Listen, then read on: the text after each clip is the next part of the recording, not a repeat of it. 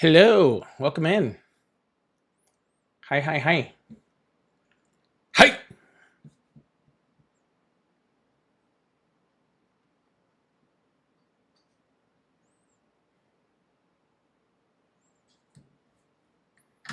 What's up, what's up? What's up, what's up, what's up? OG Razor, what's going on? How y'all doing today? Pace, what's going on? Caitlin, how you doing? Corey, how's it going, brother? Delaney, what's going on? Sodium, Mystic, how y'all doing? Blue 42. Blue 42, say hi.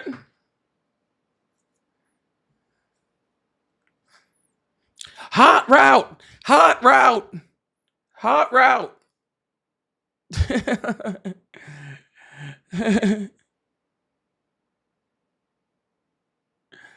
Hot route. It means move over there. All right. Sorry, Wedding Crashers. I haven't seen that movie in forever. Hitting buttons now. I'm hitting buttons now. What am I doing over here? What's today? Tuesday? Patrick, did you play a fantasy this year, Polly? Well, first of all, Patrick, I see your little grayed out member thing over there, so we're gonna have to go ahead and fix that. Okay.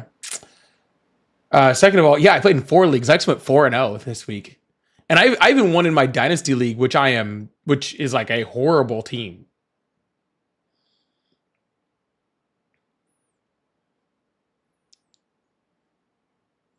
My dynasty team is horrible. The reason why it's so bad is because when I drafted, I didn't pay attention to the rules, and then it's a 2 quarterback league, and I wasn't even paying attention. So I have like no quarterbacks.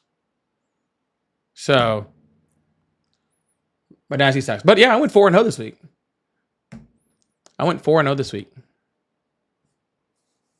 So I did lose Kittle in 1 league also. Corey said I went 1-3 and lost in my own damn league. Yeah, that. Hey Laura, how are you? Yeah, and I had a good fantasy week this week. I do got to replace Kittle in 1 league though. But I think my other 2 redraft leagues I got Warren in, which was very nice.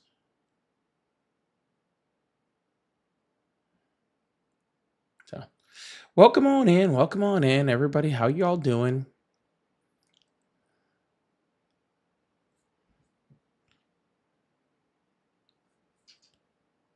That's funny.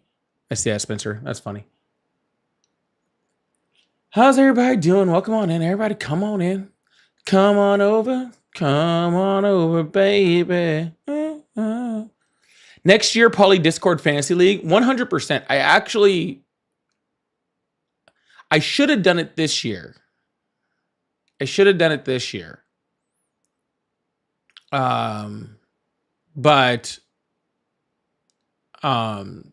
But I didn't think about it until like this weekend. To be honest with you. Like it was Sunday, and I was looking at all my leagues and all that sort of stuff, and I was sitting there listening, and I was like, you know what? I should have started a poly league. That's what I should have done. And so I did think about that. But next year, we'll still be here next year. We ain't going nowhere. So next year, we'll do it next year for sure. I'll make Corey be the commissioner. That way he's sure to lose.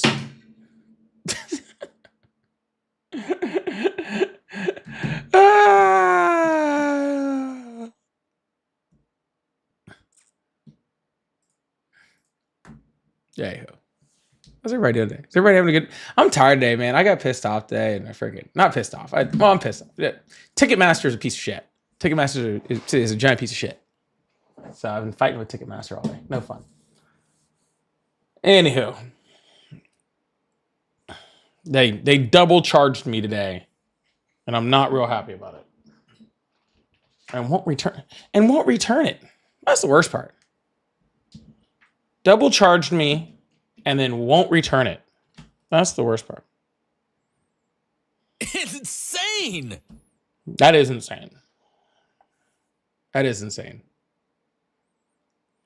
Yeah, just horrible. Ticketmaster really needs to be just dismantled. They are just absolutely horrible. All right, y'all. Welcome in. Welcome in. Everybody come on in. It's your chance. Do your dance at the Space Jam. All right.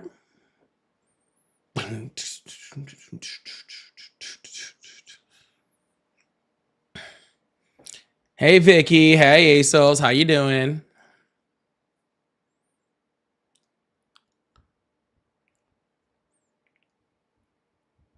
Oh, let me get this thing going over here.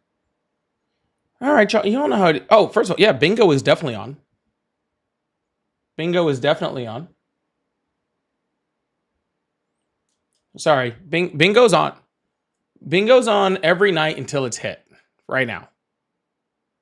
Bingo's on every single night till it's hit. Insane. And since no one's hit it, we're still on. All right. I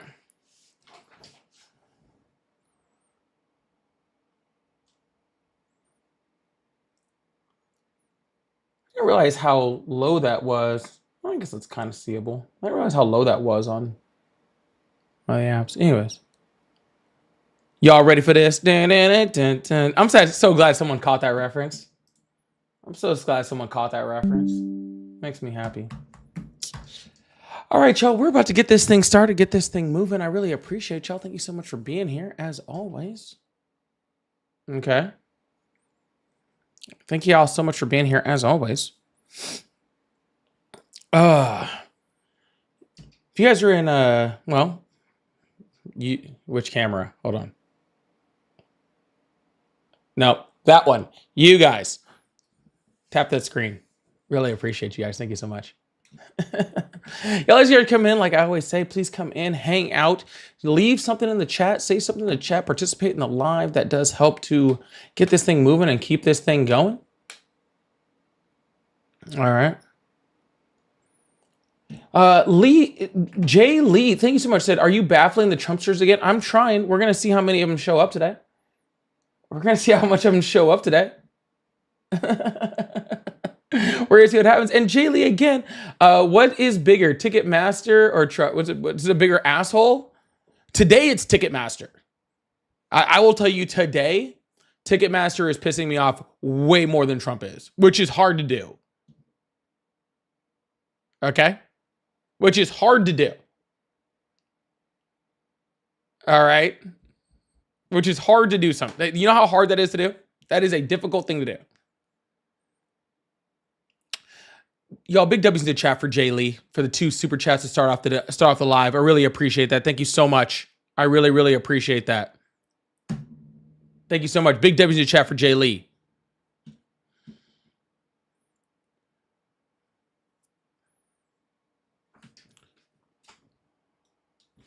All right, we're about to get this thing moving, get this thing started. Oh, see, I didn't put my hat on all the way. I was trying to look cute and show off some curls with the hat. I don't think it's working. Let's see. No, now I just look ridiculous. Now I just look ridiculous. Okay.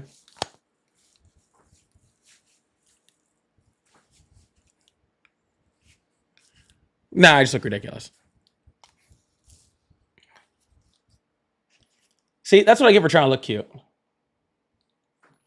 That's what I get for trying to look cute. Huh?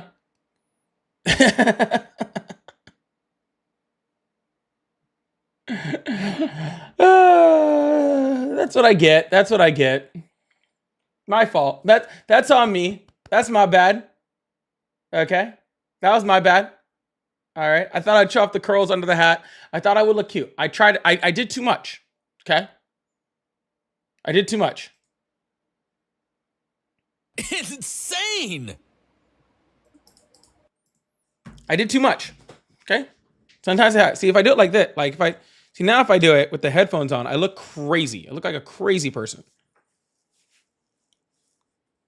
Here, watch. We'll do this one. We'll show off some. Now my hat looks like I'm too big. Why do I look like a child wearing this hat today? What is wrong with me? Goodness. Ridiculous. I'm sure. See, today's a struggle bus day. I can already tell. We're struggle busing today. I can already tell somebody's gonna get on my nerves today. I can feel it. I know it feels like it's too big. It's weird.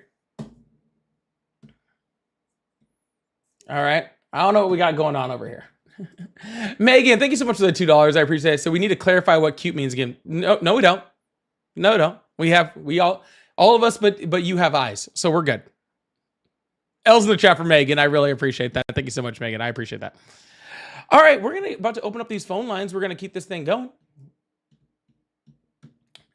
So we're gonna get this thing started. Y'all, thank you guys so much for being here again. I appreciate it. As you guys are coming in, please chat in the chat box. I really appreciate it. That does go a long way to helping more viewers come in and to keep this thing going. So I really, really appreciate it if you guys do that. If you guys would like to support more, again, membership, subs, fun stuff, all the cool accoutrement, live gifts, all that stuff. All those cool accoutrement do help to keep the live going even more than that. So, thank you. I appreciate you. All right, let's get this thing started. Let's open up these phone lines. Let's see what we got going on nice and early in the live. No time to waste. No time to waste. We got time to kill, and I'm not sorry. You believe in me? I need all the belief today. I need all the belief today as we get this thing going. All right, I need all the belief today. All right, as we get this thing going. Let's see. Who's this? Who's this person? It says, you guys fanboy over the things that he says because of the weak competition. Well, the phone lines are open, David or Ernie. So if you can be better competition, then come on in. I encourage that, actually. Hello, how are you? I'm doing good. How are you? I'm doing great. How old are you? 30. Insane. Awesome. Do you support Trump? Yes. That's kind of weird. But all right. Why is that? Love it. I just had one question. I was wondering if you would be happy if Trump got rid of the income tax and then increased sales tax, so then everybody, including the wealthy people that like pay for shit all the time, I don't think that's logical. everybody gets taxed more. Why not? I just don't think it's logical. I don't think that. I think that increasing sales tax would stunt the economy, and so therefore it would be a negative towards us as a whole. But basically, the cool thing about lower income families would have 30% more income in their pockets, though. Right, there's tons of there's lower and middle income. But we could keep income tax, sir. But we could keep income tax and just get rid of income tax for those lower class people, and they would get even more of their income back. There's tons of ways where we can adjust the economy and adjust taxes to give lower class, lower income people more money. We don't have to do it that way. Yeah, people have been saying for ages that Trump's been supporting the higher income tax brackets, though, and I don't see how that would be the case if getting rid of the federal income tax would, surplus the lower and middle income tax brackets, and then the higher income tax brackets that always use LLCs and loopholes to not pay taxes, right? They would have to be forced, to pay taxes. It's the same through purchasing. It's the same reason that we went to income tax to begin with. And we went away from things after like World War II. Well, right. I mean, sir, I think it's World War One or World War II. Well, why don't you just talk and then I'll just sit here and be quiet, okay? Oh, it's a conversation. We're going. Well, I was trying to have a conversation and you just cut me off, and you've done it 3 times now. So I promise that's how I love to have conversations. Well, that's not how I like to have conversations. I'd like to be able to speak. Thank you. Okay. Awesome. So the reason why we went away from a tariff-driven, tax system in favor of an income-based tax system is because of the problems with the economy, because of the problems with trade, because of all the different issues with our economy that hurt us very bad when we go to a tariff-based system, right? But Donald Trump's not trying to get rid of income taxes. He hasn't proposed any type of thing to actually get rid of income taxes. He's literally just adding a tax of tariffs on top of that, right? If I could see a plan where we did get rid of income taxes completely and somehow found a way to fund our government and not affect the economy, that's totally fine. But doing it by increasing a sales tax or by putting in tariffs is not the way to do it. And again, we know this because we already did it in the United States and it failed. Yeah, I agree. I think it's good to be able to have like good conversation to see if something like that's possible, because obviously strategy develops over time. I was just seeing if that was plausible to you. As of everything else, I'll leave that up to people that specialize. I was just curious what your thoughts were on the income tax. Sure, man. Sounds good. All right, I'm Awesome. moving on to the next person. All right. Have a good one. David, thank you so much for is that £5? Thank you for the £5 super chat. I really appreciate that. Thank you so much. That's very, very sweet of you. And Political Nurse, thank you so much for the $5 on top of that. I really appreciate y'all. Thank you so much. Both of you guys are very sweet. Can we give big W's to chat for David and Political Nurse for the 2 super chats? I really, really appreciate that. You guys are really awesome. Hello, how are you? Hi, how's it going? It's going well. How old are you? Say again? How old are you? I'm 30. Awesome. Do you support Trump? Say again? Do you support Trump? Yeah, I do. Awesome. Well, not really. But anyways, why is that? Well, I think a lot of this previous election came down to more who were you voting against as opposed to who you were voting for, and I think that goes to either party, really, or either people on either side of the spectrum, either side of the aisle. I feel like people on the left were voting against Trump as opposed to for Kamala, and I feel like people on the right were voting against Kamala as opposed to for Trump. Incorrect. So, The people on with Incorrect. The people on the left were voting for Kamala and against Trump simultaneously, and the people that were voting for Trump. And the people on the right were voting against Biden, who wasn't even running. Yeah, I just don't think that's true because Kamala wasn't picked by no. So Kamala was not picked by the people. She was picked regardless by the fact that Biden dropped out. That doesn't change anything. Sir, at the end of the day, you had the ability to vote between Kamala Harris and Donald Trump. The way in which Kamala Harris became the nominee does not change that she was better.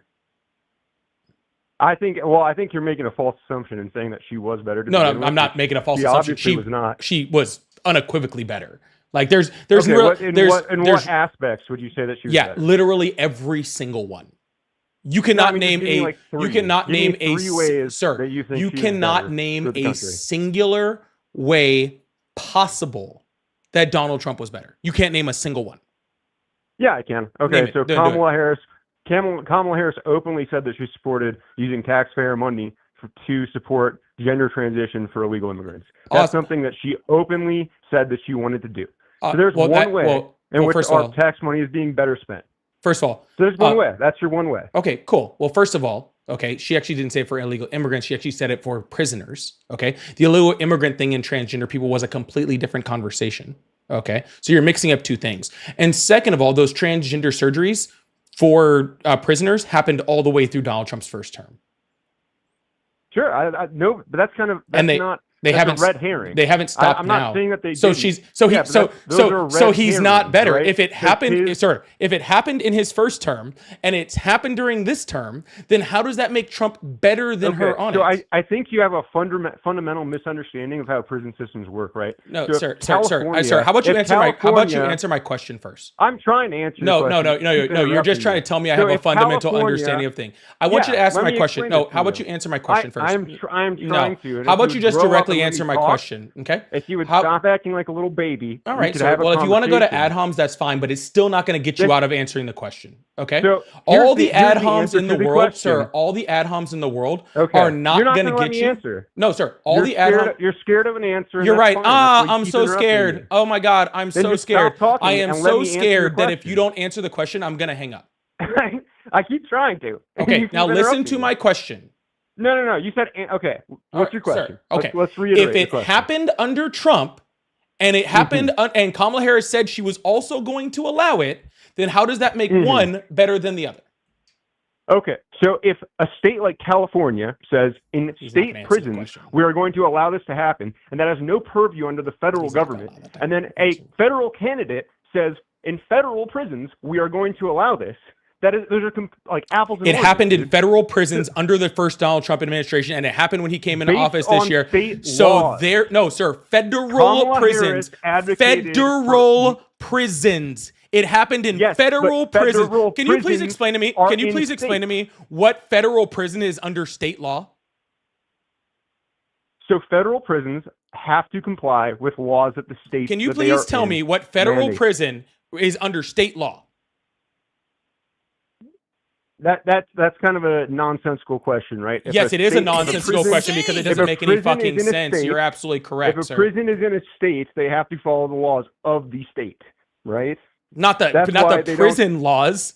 They have to follow the laws outside of it, but the laws inside of the prison are made by the federal government because it's a federal fucking prison. Because federal law, because federal prisons, sir, because federal prisons sit on federal land, not state land. We have a federal death penalty, right? Do states that not allow death penalties allow federal prisons to perform death penalties? Allow them to? They don't have a choice on whether to allow them to or not. The states do not. I think you have some fundamental misunderstandings. On how the prison sir, you keep saying that I have a fundamental misunderstanding, but yet you keep not proving that I have a federal. I have a misunderstanding. You just keep saying it, and so therefore, your words don't mean anything. Okay, if you have to say it, then you don't have to worry about it. I think Trump is better in a number of other ways. So you think that Donald Trump is better because he allowed the exact same thing that Kamala Harris allowed. Cool. Do you have any more? Because he didn't run on that as a position. And because he didn't. Actually, Kamala Harris didn't run on that at all either. Yes, Donald Trump. Actually, when you're saying that in press conferences, you're running on it. I want you to listen to me very clearly. Okay. Loud and clear, big guy. Okay, awesome. If you don't allow me to speak, I will move on to the next guest. This is your last warning. That's funny. Well, you can be funny all you want, but I'm not going to sit here and fucking talk to a child. Okay. All right. Okay. So, anyways, Donald Trump pulled a singular line from a singular interview 5 years prior to the election, and spent more money on those advertisements than any other advertisement that Donald Trump did. Kamala Harris didn't run it. Donald Trump ran on Kamala Harris running on it. That's what happened. Yeah, I think that's about right. Donald Trump ran on Kamala Harris's failure as a political Donald Trump ran on Kamala Harris saying something 5 years prior. Kamala Harris did not run on it. No. He ran on Kamala Harris's incompetence as a whole. Right? No, he took one line out of context. You can't just he say took that. One line out of context. Yeah, I can do whatever I want. He took one line out of context and then ran hundreds of millions of dollars on advertisements. How is that Kamala Harris running on that? Oh, that's definitely not out of context. How is that Kamala Harris running on something that she did? How is that Kamala Harris running on? Can you pull up one time? I didn't. Can you say pull that. up one? I didn't say that. You did say that. You said Kamala Harris ran on that and Donald Trump didn't. Those were the words that just came out of your mouth. Just out of your mouth, you said Kamala Harris ran on it and Donald Trump didn't. So can you please show me one time or tell me anywhere I can find it where Kamala Harris during this campaign said that? Oh, I'm sorry. So because she said it last campaign, it's something completely different, right? It doesn't even matter what she said last campaign, right? Yes. Okay. That so makes she total didn't. Sense. Okay. Well, then is Donald Trump freaking? What is Donald Trump? Because you want to talk about what Donald Trump? You want to talk about what Donald Trump ran on last time he ran for president? I mean, I don't really care what you decide to talk about. Hold on. So do you want to talk about policies? So do you want to talk about what Donald Trump ran on the first time he ran for president? I mean, I don't really care what you want to talk about. Oh, gotcha. So if Donald Trump runs on it the first time he runs for president, we can forget all about it, and we don't need to worry about it whatsoever. But if Kamala Harris ran on it the first time she ran up for president, then we need to solely concentrate on it, and it is very, very important to this conversation. Gotcha. All right, cool. Yeah, I think you're having some comprehension issues, right? So if Donald Trump runs on something as first running, then that's perfectly valid to bring up. Awesome. Like I don't see an issue with bringing up what they've ran on in previous candidacies. That's cool. That's so you're cool with you're cool with Donald Trump taking away people's guns before they're even charged with a crime. You're cool with Donald Trump being completely pro-choice. You're cool with Donald Trump literally being a fucking Democrat. That's what he ran on in 2016. Well, that wasn't the first time he ran for presidency, so that's not what I'd be talking about. Yeah, when's the first time Donald Trump ran for presidency?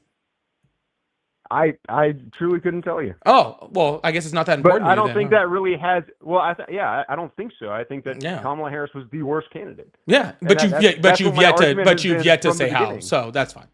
No, I've stated how. And no, you said one thing that wasn't true. Do you have anything else? Despite you interrupting me constantly, I have given you valid. You mean despite your crying and whining? if this is crying and whining, you have some hard lessons to learn in this world, buddy. Well, sir, yeah, I think you have some hard lessons to learn because you're crying and whining to another grown man. Yeah. So anyways, do you actually have a real I'm point? interrupting you, right? Yeah, my point is that Kamala Harris was a failure as a candidate. And Yeah, exactly. Now, are you going to give an example of that? That's what I was asking you for. Because so far you've given that Donald Trump ran on something that Kamala Harris didn't run on. Yeah, so I'm waiting on what he removed taxes on overtimes. And whose policy was that? What do you mean whose policy? Well, first of all, that enacted the policy. Well, no. You were talking about the campaign. We're not talking about what happens now. You're talking about the campaign. And Kamala Harris. No. We're talking about sir. And Kamala Harris also ran on no tax on tips, no tax on overtime. So how does that make Donald Trump better? After Trump had already stated that he was going to do that. After Bernie Sanders had already ran on it to begin with. So what, dude? Who cares? Okay, gotcha. Then go Bernie Sanders. So again, sir, do you see how freaking illogical your arguments are? If Donald Trump steals it from Bernie, we don't need to worry about that at all. But if Kamala Harris also steals it from Bernie, then Kamala Harris is actually stealing it from Trump, and so therefore it doesn't count. Kamala Harris was Joe Biden's vice president and had 4 years to enact this policy. Awesome. And she did not. Yeah, you're right. She did not. Under the Constitution. She failed. Yeah, under the Constitution. I'm right? Great. Sir, so that's one way. Under the Constitution, what power does the vice president have to enact policy? Look. Dude, no. Not look anything. Under the Constitution. No, sir. Under the sir. Hello. Maybe you couldn't hear me the first time. Under the Constitution. Oh, there you are. Now I can hear you. Thank God I can hear you. Yeah. Under the Constitution, what power does the vice president have to enact policy? I don't think she has very much. But you just said that Kamala Harris didn't enact policy, and now you're telling me all of a sudden that Kamala Harris doesn't have the ability. You're right, sir. The vice president did not enact policy that the vice president does not have the power to enact. What I'm saying. Good job. What a failure. What a failure. The presidential ticket. Sir, you know what? I bet you're a failure in your life because you haven't flown to the moon yet. No, actually. I can't believe you haven't flown to the moon. What a failure of a human being and a man since you haven't flown to the moon, even though you don't have the ability to do that. I am going to say that you're a failure because I'm going to say you're a failure even though you don't have the ability to do something. I mean, that's an apples and oranges. That is not an apples and oranges conversation because you have just the same amount of ability to fly to the moon as Kamala Harris does to enact policy as the vice president, which is zero. No, absolutely not. That's insane. No, that's not insane. Oh, okay. I'm sorry. I'm sorry. The president on in that case, maybe we can go back to the previous question. What policy does the vice president have to enact policy in the United States? You see, you're not letting me answer these questions. Well, you actually already did answer it. I'm asking for you to answer it again, since apparently you have a comprehension problem, even on the things that you already said. So how about we grow up a little bit? And how about you just answer the question? Just be quiet a little bit. Maybe you should just answer the question. Answer the question. Yeah. So what power under the Constitution? Under the Constitution, please let me answer. Well, I don't waiting. appreciate you interrupting. And I don't appreciate you whining still, but answer the question. No. So nervous laughter. I understand. Under the mocking laughter, pitiful laughter. Under the Constitution, sure. Whatever you want to say, sweetheart. Kamala Harris does not have the ability, right, to enact policy under the Constitution. But she is the vice president. She has an open ear to the president. She has an open ear to the presidential advisors. She is able to help further policy decisions by the administration as a whole. Mm-hmm. And I would say that people voted for Biden and Kamala. Yeah. Well, see, here's the thing, sir. Having open ears to do things is not the ability to pass policy. And you have literally zero idea, zero knowledge of whether Kamala Harris actually tried to actually pass no tax on tips and no tax on overtime. And Biden didn't listen, or the advisors didn't listen, just like Donald Trump doesn't really listen to J.D. Vance, and he sure as hell didn't listen to Mike Pence, okay? So just because you're able to have the open ear, there are tons of people that have the ear of the fucking president. That's why he has a cabinet that is literally their entire job. Actually, the entire cabinet's job is literally to have the ear of the president, where the vice president's job isn't even to have that. According to the Constitution, it makes it very, very clear that the vice president has two jobs. One, to be the tie-breaking vote in the Senate, and two, to keep fucking breathing in case the president dies, which I'm telling you right now, J.D. Vance might want to be careful with all the skin and flesh that's falling off of Donald Trump on a daily basis, okay? But no, she has no ability to pass policy. And this is why I started the conversation saying exactly what I said.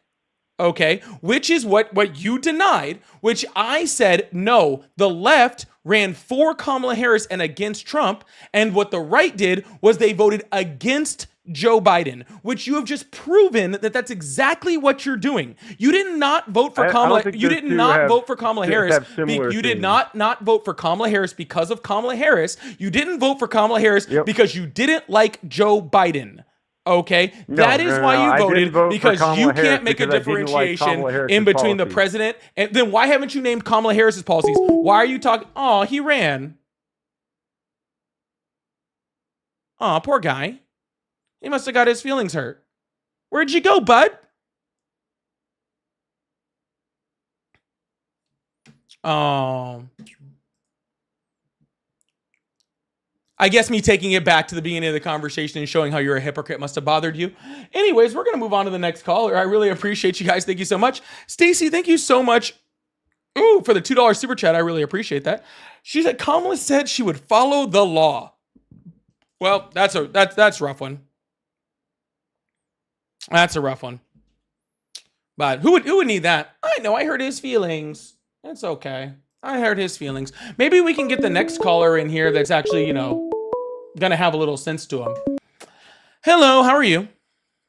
I'm good, sir. How about yourself? I'm doing great. How old are you? 27, sir. Awesome. Why do you support Trump?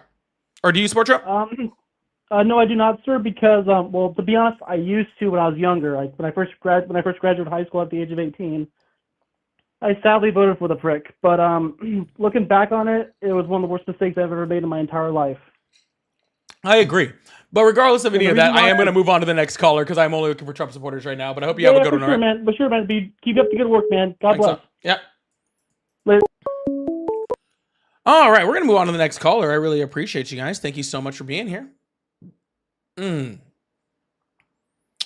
Guys, just let you guys know, for all you guys crying in my chat, first of all, I see you. Second of all, I don't care. Okay. Third of all, I match energy. Okay, so you might as well get used to it. If you don't like someone who matches energy, you might not like this live. Go find somebody that's, soft or something. Anyways, hello, how are you? I'm doing pretty good, thanks. Awesome. How old are you? I'm 26. Awesome. Do you support Trump? I do. Awesome. Why is that? I want to start off by saying I don't agree with everything he's ever done or said. I know he has his downsides, like all politicians. Liars, cheats, everything like that. Pedophiles. It comes down to I want a politician in office of the president who will put America first and protect Second Amendment rights. Basically, those are the two things. Donald Trump hasn't done either of those. If the left would drop the Second Amendment thing and stop trying to what grab Second guns, Amendment thing? Stop with the magazine capacity limits. Stop with the trying to grab guns from hold people. on. I'm sorry. What magazine limits and what grabbing from guns has a president since Clinton even done? Even Clinton didn't do that. But has any Democrat president done lately? President, no. Well, then we're talking about president, yes. Sir. I'm not talking about individual states. Individual states have the right to do their own thing. Do you know what the most restrictive thing, the most restrictive thing on 2A that has been passed by the United States government has been in the last 16 years? Would it be? I don't know. Are you talking on a federal level or state Of course, level? I'm talking about a federal level, sir. What states do in their states is totally okay with those states. That's why they vote in those people to make those laws. We are talking about supporting of Trump and supporting of the left and the right when it comes to that. I'm not here to argue every individual state. If you don't want like this laws in your states, then I advise you vote in better people for those states, right? In your legislation. But when we're talking about the federal government, what has been the most restrictive law against the Second Amendment in the last 16 years? What would you consider it to be? The bump stock ban, and it's not even close. Yeah, I would agree. And that was put in under Trump's first term. It was. And what restrictive policy did Biden or Obama put in? And let's also be clear that Biden had, a small majority in the House and Senate when he was first take presidency, and Obama had a supermajority where the Democrats could have passed whatever they wanted. I think they introduced plenty of bills, but they got filibustered. Was the problem? No, sir, they never got filibustered on any freaking bill. Can you please tell me which bill that is?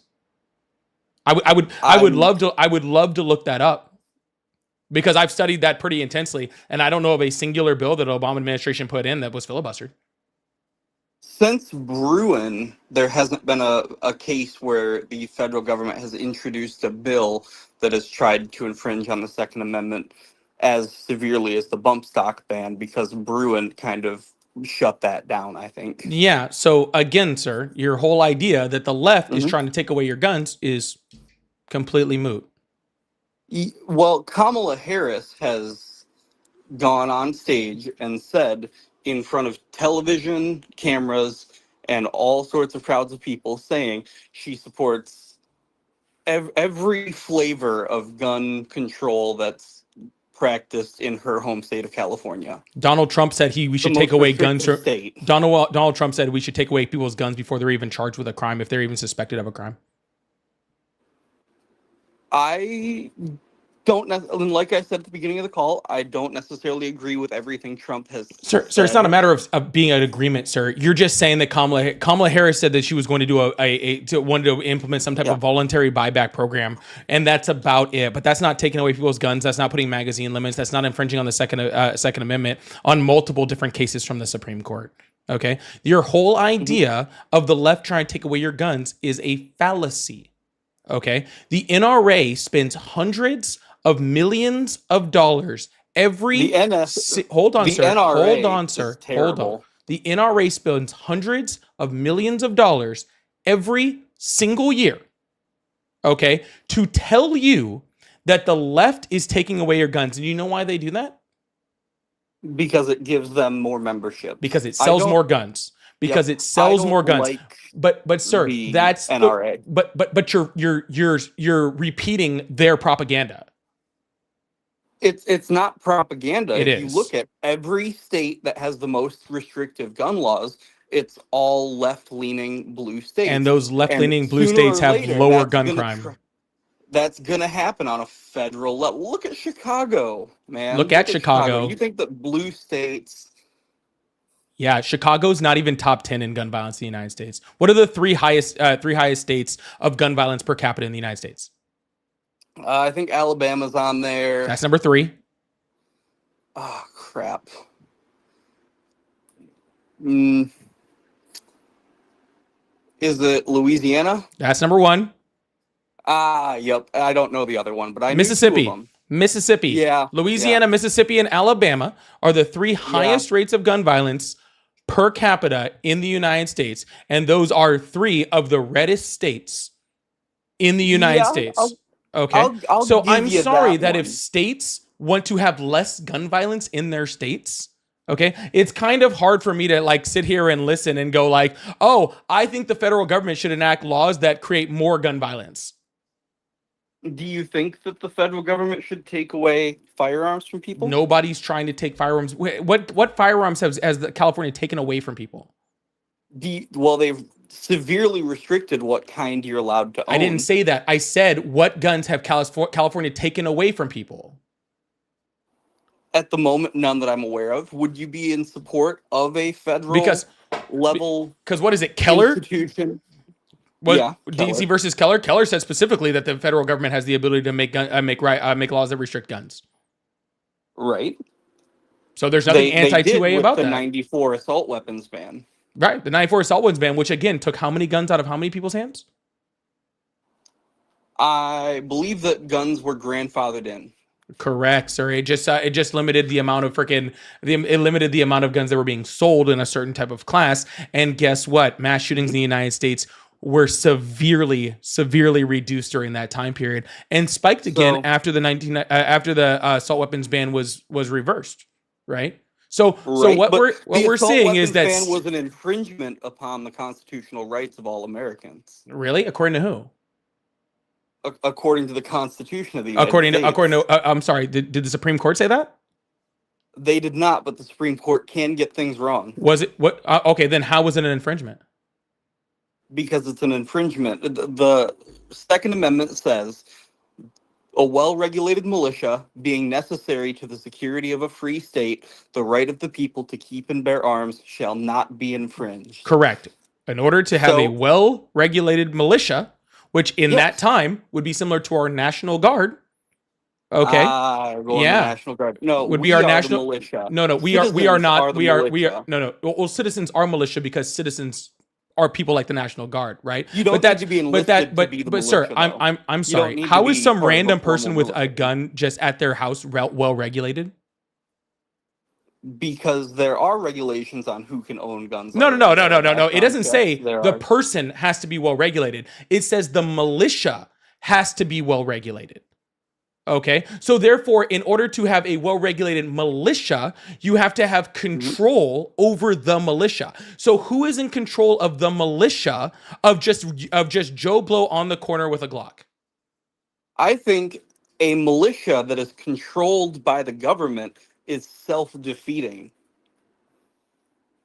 Okay, you The can whole think that point all of a you want, militia but you're not talking is about. We're to not, prevent sir, government sir. tyranny. But we just made it very clear that we don't care what the Supreme Court says or what you say or what I say. What does the Constitution say?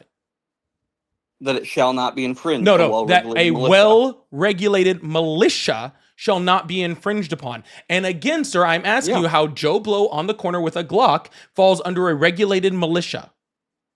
So, in the time of the American Revolution, 1775, we were fighting the British. Was there a formal militia?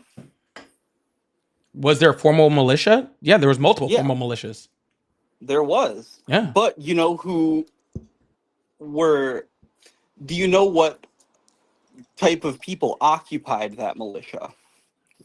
You're going to have to be more specific. Who was the militia? Again, you might as well just get to your point because your question doesn't make any sense. The militia was comprised of regular citizens with guns. Correct. Not trained soldiers, not specialized this, not enlisted that. It was regular people who showed up with their own guns. Which were part of a regulated militia. The militia was regulated. And who was it regulated by? I believe that we were under the Articles of Confederation at that time. Correct. They were ran by the state. Okay. They were still regulated by the state. Okay. Regardless of any of that, what the Second Amendment specifically says, okay, is that in order to be a state-ran militia. Now, if you want to say, hey, cool, back in that time, it was a state-ran militia, and people were allowed to take their guns home. Cool. That's fine. You know what else those militias had? They did have their own guns, but they were also trained. They also met up. They were also freaking, done all the things that you're supposed to be part of a militia. Okay. I think but regardless of any of that, sir. But regardless of any of that, okay. Keller also ruled that you don't need one. You don't need to be a freaking. You don't need to be part of a militia in order to carry a gun. That's totally fine. Okay. But it also said that there is nothing in the Second Amendment that restricts you from the government from being able to regulate weapons. Okay, so if individual states, the people that would be in charge of these militias, choose for their people, right? Even if you're saying it's a free people, okay, those people, that state, their elected officials and their people decide to make a regulation around that, then there is absolutely nothing unconstitutional about that whatsoever. Okay, but again, the federal government has not tried to do that. Okay, they haven't tried to do that on the left. They haven't tried to do that. You are falling victim to NRA propaganda. That's it. They've said they would. Tell me that. So is Donald Trump. Hasn't gotten on. So is Donald Trump, and you still support him. We're gonna do national assault weapons ban again. We're gonna go back to 1994. The national assault weapons ban again wasn't unconstitutional, and again decreased mass shootings in the United States significantly. So is Sir, let me ask you a question. Let me ask you a question. What makes you think that your right to own a gun is more important than a person's right to live? I will counter that by saying I want you to answer it, not counter it. I don't think that my right to own a gun is more important. Did or did not? Did the assault weapons ban reduce mass shootings in the United States? Yes or no? I don't have the statistics in. Okay, well I'll inform you it did. Well I'll inform you it did. Okay? I will inform you that the assault weapons ban should be punished because someone. That's not a matter of punishing. That's not a matter of punishing anyone, sir. Sir, you're not punished by having to drive the speed limit. You're not punished by having to wear a seatbelt. Okay? You're not punished, okay, for having laws around certain things. That's not a punishment. Okay? That is having regulation and laws on things that are dangerous. Okay? You get punished and go to jail. That's a right. punishment. And if we have laws in this country, that is not punishing you. But if you break those laws, yes, you will be punished for breaking those laws. But the law itself is not a punishment. So I should rephrase here, I think. Why should my rights be limited in terms of what guns I can own, how many, where I can carry them, because of someone else's choices? Because every single law in the United States is because someone else's choices. Okay? Why should we have laws against murder? You haven't murdered Because anyone. murder is wrong. Yeah, but so what? You haven't murdered anyone, so why should we have a law against it? Because murder is wrong. But sir, I'm not asking that. We shouldn't have a law because somebody else did it, right? Because someone else did it. Now we have to create laws against it so nobody else does it, right? So therefore you're being punished, okay? Your rights are being taken away, okay? Because someone else did it. I don't have the right to murder someone. And you don't have the right to just unequivocally have a gun either. I do. No, you don't. According to who? Unequivocally have Because a gun. it's not according to the Constitution. Constitution. No, according to the Constitution, you don't, and according to the Supreme Court, you don't. So let's take everything that you said, and let's say, okay, fine, I don't have the right to own a gun. You don't. What are you going to do about it? What am I going to do about it? Nothing. Yeah. What is anyone going to do about it? What is anyone going to do about it? Nothing. No one's trying to take your guns away. Ding dong. I've already said that like 10 times. So literally, no one is trying to take your fucking gun. Dude, listen to me. If I own guns that you don't think I should own. Sir, there's already guns that the United States government says you can't own. That cat's out of the bag. There's already guns. You can't own an F-15. You can't own freaking automatic weapons unless you have a certain license. You can't own a fucking F-15. There's already tons of guns in the United States that you can't own according to the. I'd really like to own one. Yeah, there's already tons of guns you cannot own in the United States because of the laws of the United States. Okay, so saying that freaking there are going to be different types of weapons that you can't own, that doesn't change anything. That's exactly the same rights you have right now. So if let's say you had the opportunity to vote for a president who would institute a national assault weapons ban again, would you do that? Unequivocally. So why would you do that? Because mass shootings in the United States went down. Okay. Because so your goal is to stop mass shootings? Not stop. We're not going to stop them, but drastically reduce them would be great. Yeah. Okay. So do you carry a gun? Not regularly, but I am a concealed carry owner.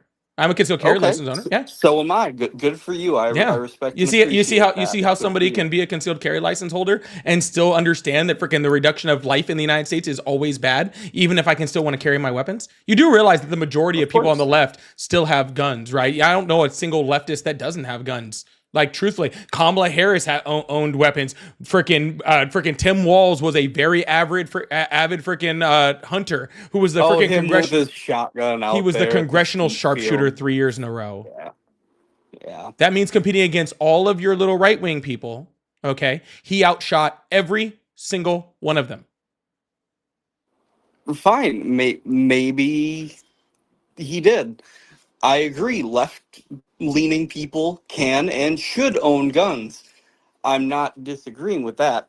But why would you want to vote for someone who would infringe upon your own rights? Because I understand that it's not an infringement on my rights, because I understand the Constitution. I understand the context in which the Constitution was written. I also understand the Supreme Court decisions that have been made by right-wing, very right-wing freaking parts of our judicial system that have also agreed that it's not an infringement on my rights. But more importantly than that, sir, we are the only country on the fucking planet, the only industrialized country on the planet that has this level of mass shootings. We are the only country on the planet where kids have to go through active shooter drills.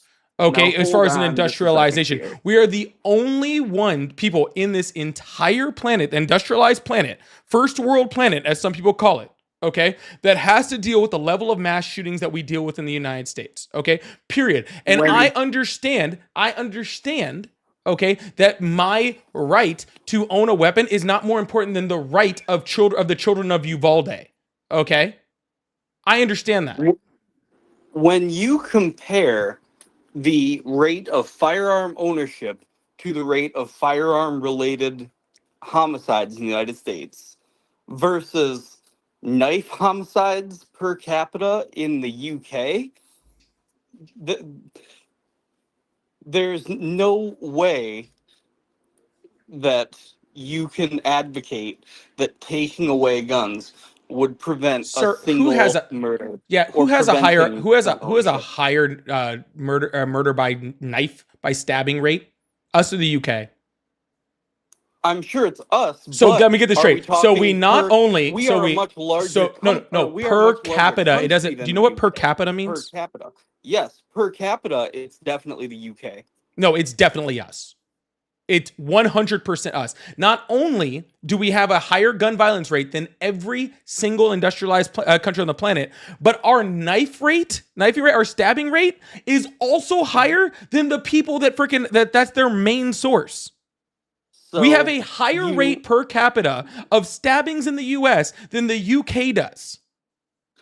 I don't know those statistics Well, offhand, you but if should you go could look them provide up. them, I will after we get off this call for sure.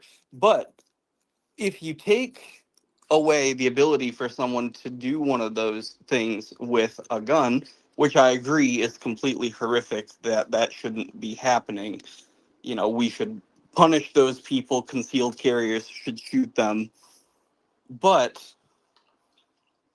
if you were to prevent access to a firearm from that kind of person, they would just use a knife or run people over with their car or Except build a homemade explosive device. except for Someone who wants to except do for harm like that sir, isn't going except to be for stopped by a uh-huh.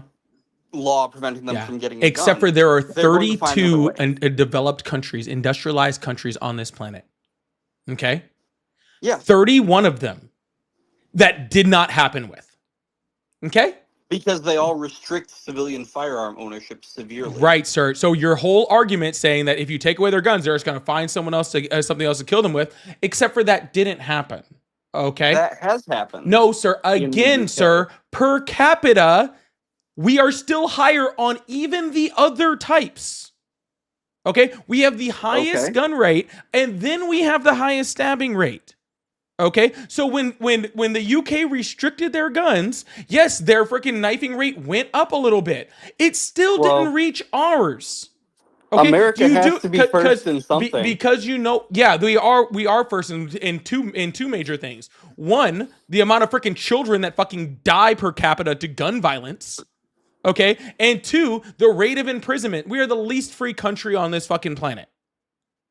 Okay, we are the least free I country agree. on this planet. So Yes. not only do we have children, okay, that are getting murdered faster than everybody else, we're Think of the also fucking children. less free than Clutch any your other pearls. fucking country. So those are nothing to be fucking proud of. I would like to be more proud of the fact that we have children that can go to school and be able to learn safely. You are more concerned Okay. with your right to fucking own freaking whatever gun you fucking want, So- and that's sad. So, would you be in favor of putting armed guards at schools? There already are armed police at schools. Not every Yeah, how many school has armed one, how no. many armed police were there at Uvalde? That was How many extremely dumb. And no, those how many cops could armed all be police were there fired. at Uvalde? I'm just asking. There was one that was on One? campus. One. There was One. one before the shooting started. Yeah, and how much after the shooting started while they stood there and watched was a all of the complete while all failure. of those children continued to be shot. How many was that? How many good guys were there There at a were gun? 10, How- 20 there. There was That was ridiculous. That was a 200 tragedy. It was fucking stupid. police officers. There was 200 plus good guys with the guns at that school that did not stop that shooting. So no, They I'm were all sorry, sir. cowards. So They were no, the wrong I'm people to be no there. sorry. I'm sorry. Your whole little armed guard thing doesn't work for me. They were all cowards. If you find the right people, they won't be Oh, so afraid not to only go do we in. have to have armed guards at every school, but we also have to verify they're all cowards. How are we going to do not cowards? How are we going to do that? You find the right people to do it. Oh, we just have to find the right people. That should be easy, Yeah. right? Because Yeah. when they hired those actual police officers, they were like, "You know what we're going to do? We're going to hire some cowards to put there." I believe so. Or in the moment they froze, they decided not Yes, to sir. act. Because the You know, majority of people, the overwhelming majority of people in the United States that have guns would freeze. Okay, if you are I carrying, wouldn't. if sir, you, Absolutely not. you, I'm sorry, unless you've experienced something where you know that that's fucking true. Okay, you don't fucking know that at all. Everyone thinks I that they're wouldn't fucking. freeze. Everyone thinks they're fucking Rambo until they fucking get put in the spot. I Okay. worked. Okay, so Okay, I'm but going to regardless of divulge a any of little that, bit sir, of sir, you carrying a information. gun, you are more likely to have that gun taken away and used on you than you are to No, stop a no. stop an arms. Yes, yes, that is. Highly disagree with You that. can disagree all you want. Statistically, you are more likely to have that gun taken away from you Statistics. and Don't used be a on you statistic. than you are to ever freaking shoot someone. No, no, it's not. Don't be a statistic, So sir. that's You why you are the train and you statistic, know how sir. to Sure, retain your sir. firearm Sure, and sir. Then control it. sure, sir. Then why don't we freaking advocate for freaking every single person that owns a gun has to pass a qualification in order to be able to own that gun? Because that would be an infringement. I Oh, think that so it's the again, individual citizen's so you're saying you responsibility. have to Hold on. train, but then Let you me. don't advocate for the training. Exactly. I This is don't think it should exactly be what I'm talking about. mandatory. The I same don't think it person should be who says mandatory. the I think that same it should person be. who says in order to freaking to stop a person with a gun, you need to be able to be trained to be able to do it. That same person Yeah. says that we should not require the training. You're the problem, sir. No, I'm not. Yes, you are. I'm saying we should have the training. There should be training. Everyone who owns a gun should train. Everyone should practice safe firearm ownership. I started shooting guns when I was 10 years Sir, old, I truly do and not give a I've been fuck. following the rules Sir, of truly, firearm I do safety not ever give a since. fuck. I take many courses Sir, every listen year. to me. I need you to hear. I don't give a fuck. Okay? Okay, I promise you. cool. I promise you. And this is a dead stone cold promise. Okay? I am 10 times more trained to use a firearm than you are. Okay? 10 I highly probably doubt more that. than that. Okay, to be I completely worked- honest with you, okay? Just because and here's how this is how I know you're not trained. This is how I know you're not trained. Okay? Cuz people that are truly trained know that that freaking people with guns that are not freaking completely trained, that are not, and I mean trained, dangerous. and They're I mean trained, extremely trained, are more likely to cause harm than they are good. Which is why, I totally agree with you. Yeah, and I those know that. people know for sure that we should restrict the access of certain firearms to people in order to make sure that freaking mass shootings don't happen. People that aren't trained and just think that they're trained or went down to their local range or freaking, took a No. couple class or whatever that think they're freaking, the gravy seals or whatever, like y'all aren't gonna do anything, dude. Y'all are the first ones to freeze, I promise you. So, hang on just a second. I work as an armed security officer in one of the most dangerous cities in the country. You ever had to use your I weapon? won't say which one. No, I haven't had to use Then it, be but I quiet. carry it every single day. Cool. Have you ever had to use yours? Cool. I'm not gonna speak on that. So, there you go. There's your answer. Sorry, if you've never used it, I'm more qualified than you, whether I've had to use it or not. I promise you. Okay. No, no. I went through. You're the dude at the front of a bank that holds a gun. I get it. Okay. I went through I get it. rigorous. Okay, I get it. You're the guy at the front of the training bank course that holds a gun. on I use get of it. force. Okay. I went through shooting qualification courses. Oh, my goodness. While under stress. Oh no. Yeah. So Yeah. there's. So what any private in the military does in their first 1 week of basic training, congratulations. Yeah. Yeah. Yeah, It's that doesn't. Yeah, basically- you do realize that same private goes through weeks and weeks and weeks, and then months and months and months, and then years and years and years of qualifications to just maybe, not freeze. And still even at that point, a lot of them freeze. Okay. No offense, dude. No offense. I don't think that I would. Sir, no offense. You're a mall cop. You are more danger to society with it than you would be without it.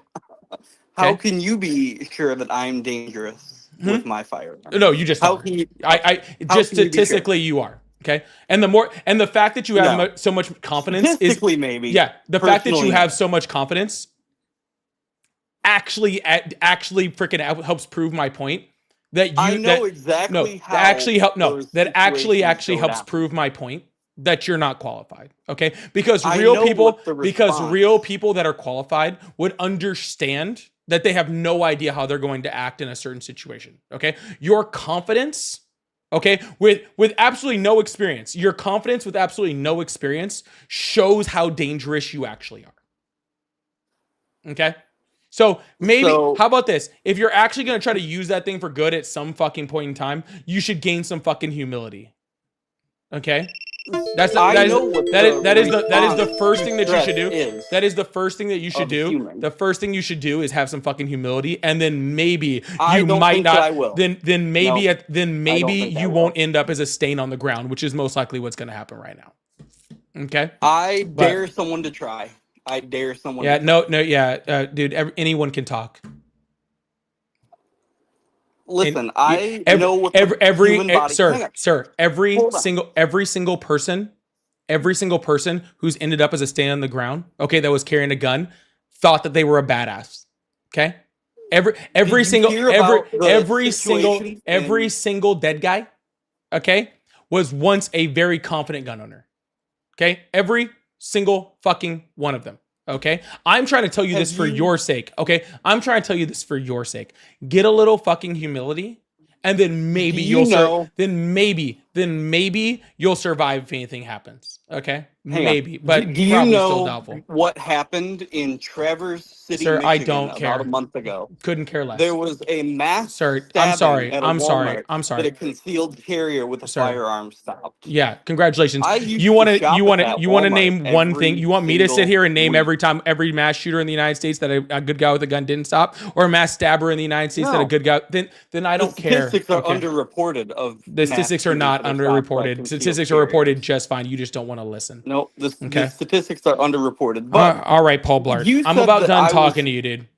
You said that I was a danger to everyone. You are. Because I carry a gun, right? You are. I know what the human body's response to stress in a situation like that is. Yes, I am sure that fucking Orange Julius totally gets you, okay? I know what... Sir, I know exactly what the listen to me. Listen to me. You don't know fuck all. I need you to get that through your fucking head. No, that, buddy. Be quiet. You keep thinking you don't know a goddamn thing, okay? And the second that you learn a little humility, you might actually be worth something, okay? But you don't know. You don't know shit, okay? You are literally the way you're talking right now is the best advocate. You are the best advocate for gun control in this country right now. Literally, you speaking right now. Okay. Come and take my gun from me. I dare you to try. Yeah, sir. You just sound like that dude in that video, like fucking, come kiss me for them. Smack my ass for my guns. That's what you sound like right now, okay? Yep. Yeah. You sound like you show up. Sir, sir. You're not scary, bro. You're not scary. As nobody's scared for you. Level 4 plates, nobody's scared of you, okay? And nobody's trying to take your guns. Okay. My plates are level 4, bro. What are yours? Oh, okay. Anyways. Take my gun away, bro. Whatever you say, Paul Blart. Anyways, I'm going to move on to the next caller, okay? Have fun. All right. He's the problem. He is the reason why we have mass shootings. He's the reason why we don't have actual good gun laws in this country. He's the problem. I'm being serious. I'm being dead serious. Okay? It is always the people that sound like him. It is always the people that sound like him that end up as stains on the ground. Just being honest. Okay? It is always the people that sound like him. Because I know real people with like that have served and have real bodies. And they're the most humble people you ever talk to in your fucking life. Because they know what they can do. Okay? Because they're actually trained and they know what these weapons actually do.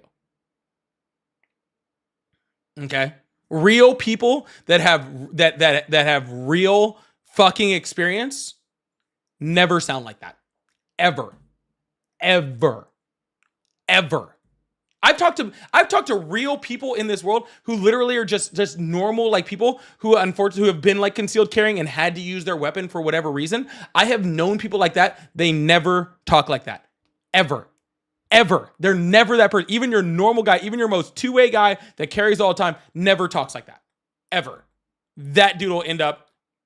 I pray that that Orange Julius that he works at never gets robbed.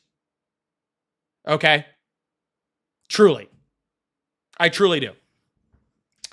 Anyways, Spencer said that dude's just not a walking billboard for gun control. He's also a walking billboard for birth control. That's funny. Anyways, Dagger, thank you so much for the $20 over on Venmo. Oh shoot.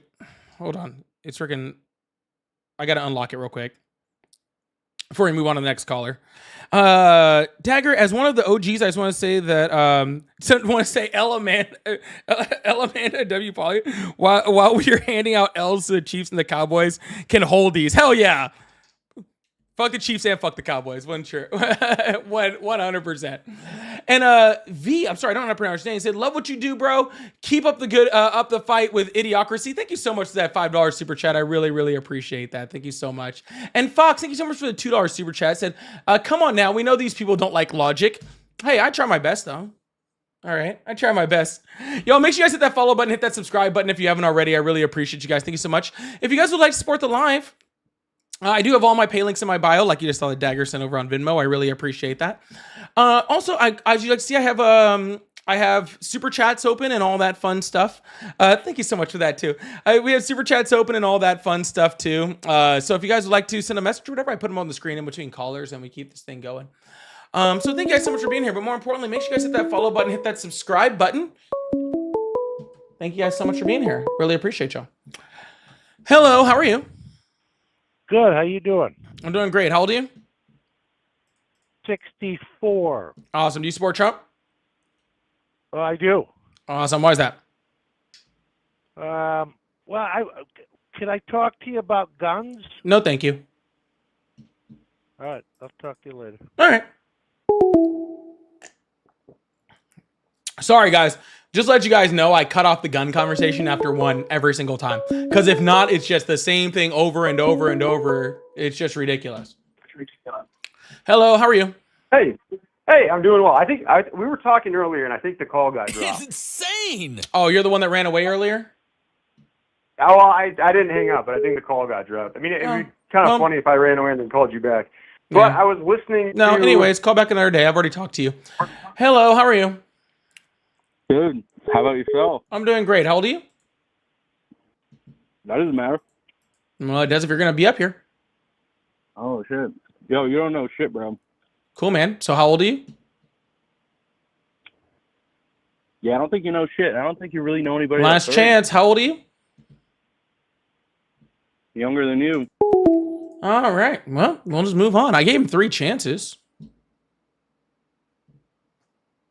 I did give him 3 chances. I don't know what to tell you. It's not, if we can't get through the first early question, I don't know what to tell you. Charles Henry, thank you so much for the $5 super chat. I really appreciate that. Thank you so much.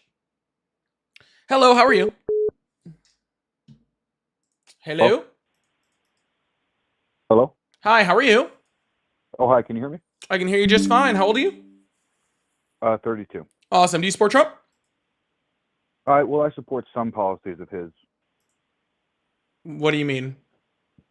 Well, I mean, I wouldn't say I support him, like every single policy, but I support some of the things he does, sure. Well, that's kind of weird. Well, no, it's not weird at all. It actually makes sense. I mean, to support some things some people like and some things and not support things people don't like, does that not make sense to you? Yeah, I mean, I'm sure that did you vote for him? I did. Awesome. So which part of the Epstein stuff is your favorite? Well, the Epstein thing I think is terrible, and hopefully those files are released. All right, gotcha. I highly doubt they will. I highly doubt they will be. But the main reason I voted for him is mostly immigration and the economy, but it's mostly immigration. Gotcha. So our economy is freaking wrecked right now. So that didn't work out very well for Agreed. you, did it? It's been wrecked for the last couple of years. No, it hasn't, actually. Well, it has. Actually, it hasn't.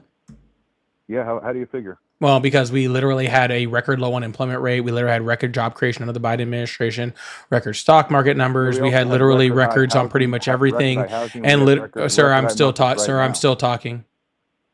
Okay, go ahead. Yeah, awesome. So we were actually in a place where we were actually recovering from our economy. And no, we have the best economy in the world? No, we had things like, We had didn't even have a friggin' good sir, economy. I'm still talking. Okay, go I ahead. promise I'll let you talk. How Sure, old you say you sure. were again? 32. My apologies. You Please can't even let continue. I can't even get friggin' 15 seconds out. My apologies. Please continue. Okay. What I was saying is we still had things like, cost of living problems that we obviously had, issues with. We had friggin' problems with like housing that we obviously had problems with, right? That's why Kamala Harris specifically laid out plans in her, in her policies in order to address those certain things. But see, now none of those things that we actually still had a problem with are fixed. And now our unemployment rate is the highest it's been in 4 years, right? We have the worst job creation numbers since COVID. So no, things are unequivocally worse than when Biden left office. Yes, they are worse, but you can't make the claim in good faith that things were good last year or at any time under Biden. Sure You can. can't say that the economy was good, can you? Can Sure. you say that with a straight face? Yeah, easily. Yeah, how? Yeah, easily. So the economy was where, like, I think good is kind of subjective, right? Are you saying that it was good compared to what? Right? Are you saying it was? Okay, sure, Is it good compared to pre-COVID numbers? No, of course not. But this was the worst economic disaster since the 2008 recession. So I don't expect the economy to be pre-COVID numbers after a few years, right? It takes years and years and years and years and years to recover that, right? Americans. What? Was it working for? What I'm saying is, I get what you mean when you say, how could you define good? What I would basically say to that is, was it working for regular working day Americans? I mean, were they doing well financially? Were they able to purchase homes? Were they able to buy groceries at relatively cheap prices? Things like the day-to-day things that matter. Were they? I'm not saying they're good now because they're not, but were they good from 2020 to 2024? Well, again, 2020 to 2024 is a big difference, right? During Biden's term. Right. Narrow it But down that's to the thing. Biden's Like when term. Biden came into office, we were just beginning all of the negative effects of COVID. So things were horrible, right? But they would have been horrible for whoever was president, right? Correct. Like that's just the way it was because COVID was a horrible economic disaster. By the time Biden left, we had the fastest recovery from COVID than any industrialized nation on the planet. Right? So yeah, but we're also the most robust country. Of course, we're going to have the fastest recovery. I mean, we have a very strong economy even in bad times, and yeah, it was robust, and it did recover. But that doesn't necessarily mean that people were they doing better. I guess you could say that, but were they doing well? Nobody thought that because if you looked at the polling numbers, people before when Trump and Kamala were debating. Even after that debate where Kamala beat Trump and she effectively beat him in that debate, people were still saying they supported him more than her economically. I don't think he's doing a good job economically, but my point with that is that they were willing to support Trump even after he lost the debate because people were so depressed and not confident in what the last administration was doing with the economy. Right, but you're making a differentiation in between how the economy was and how people felt. Okay, because how people, people feel doesn't truly have much to do with how things are, right? And here's an example I like to give all the time on this. Okay, every single year since the year 2000, poll numbers have shown that people have thought crime was going up. Okay, right. Every single year, minus like 3 of those years, crime actually went down.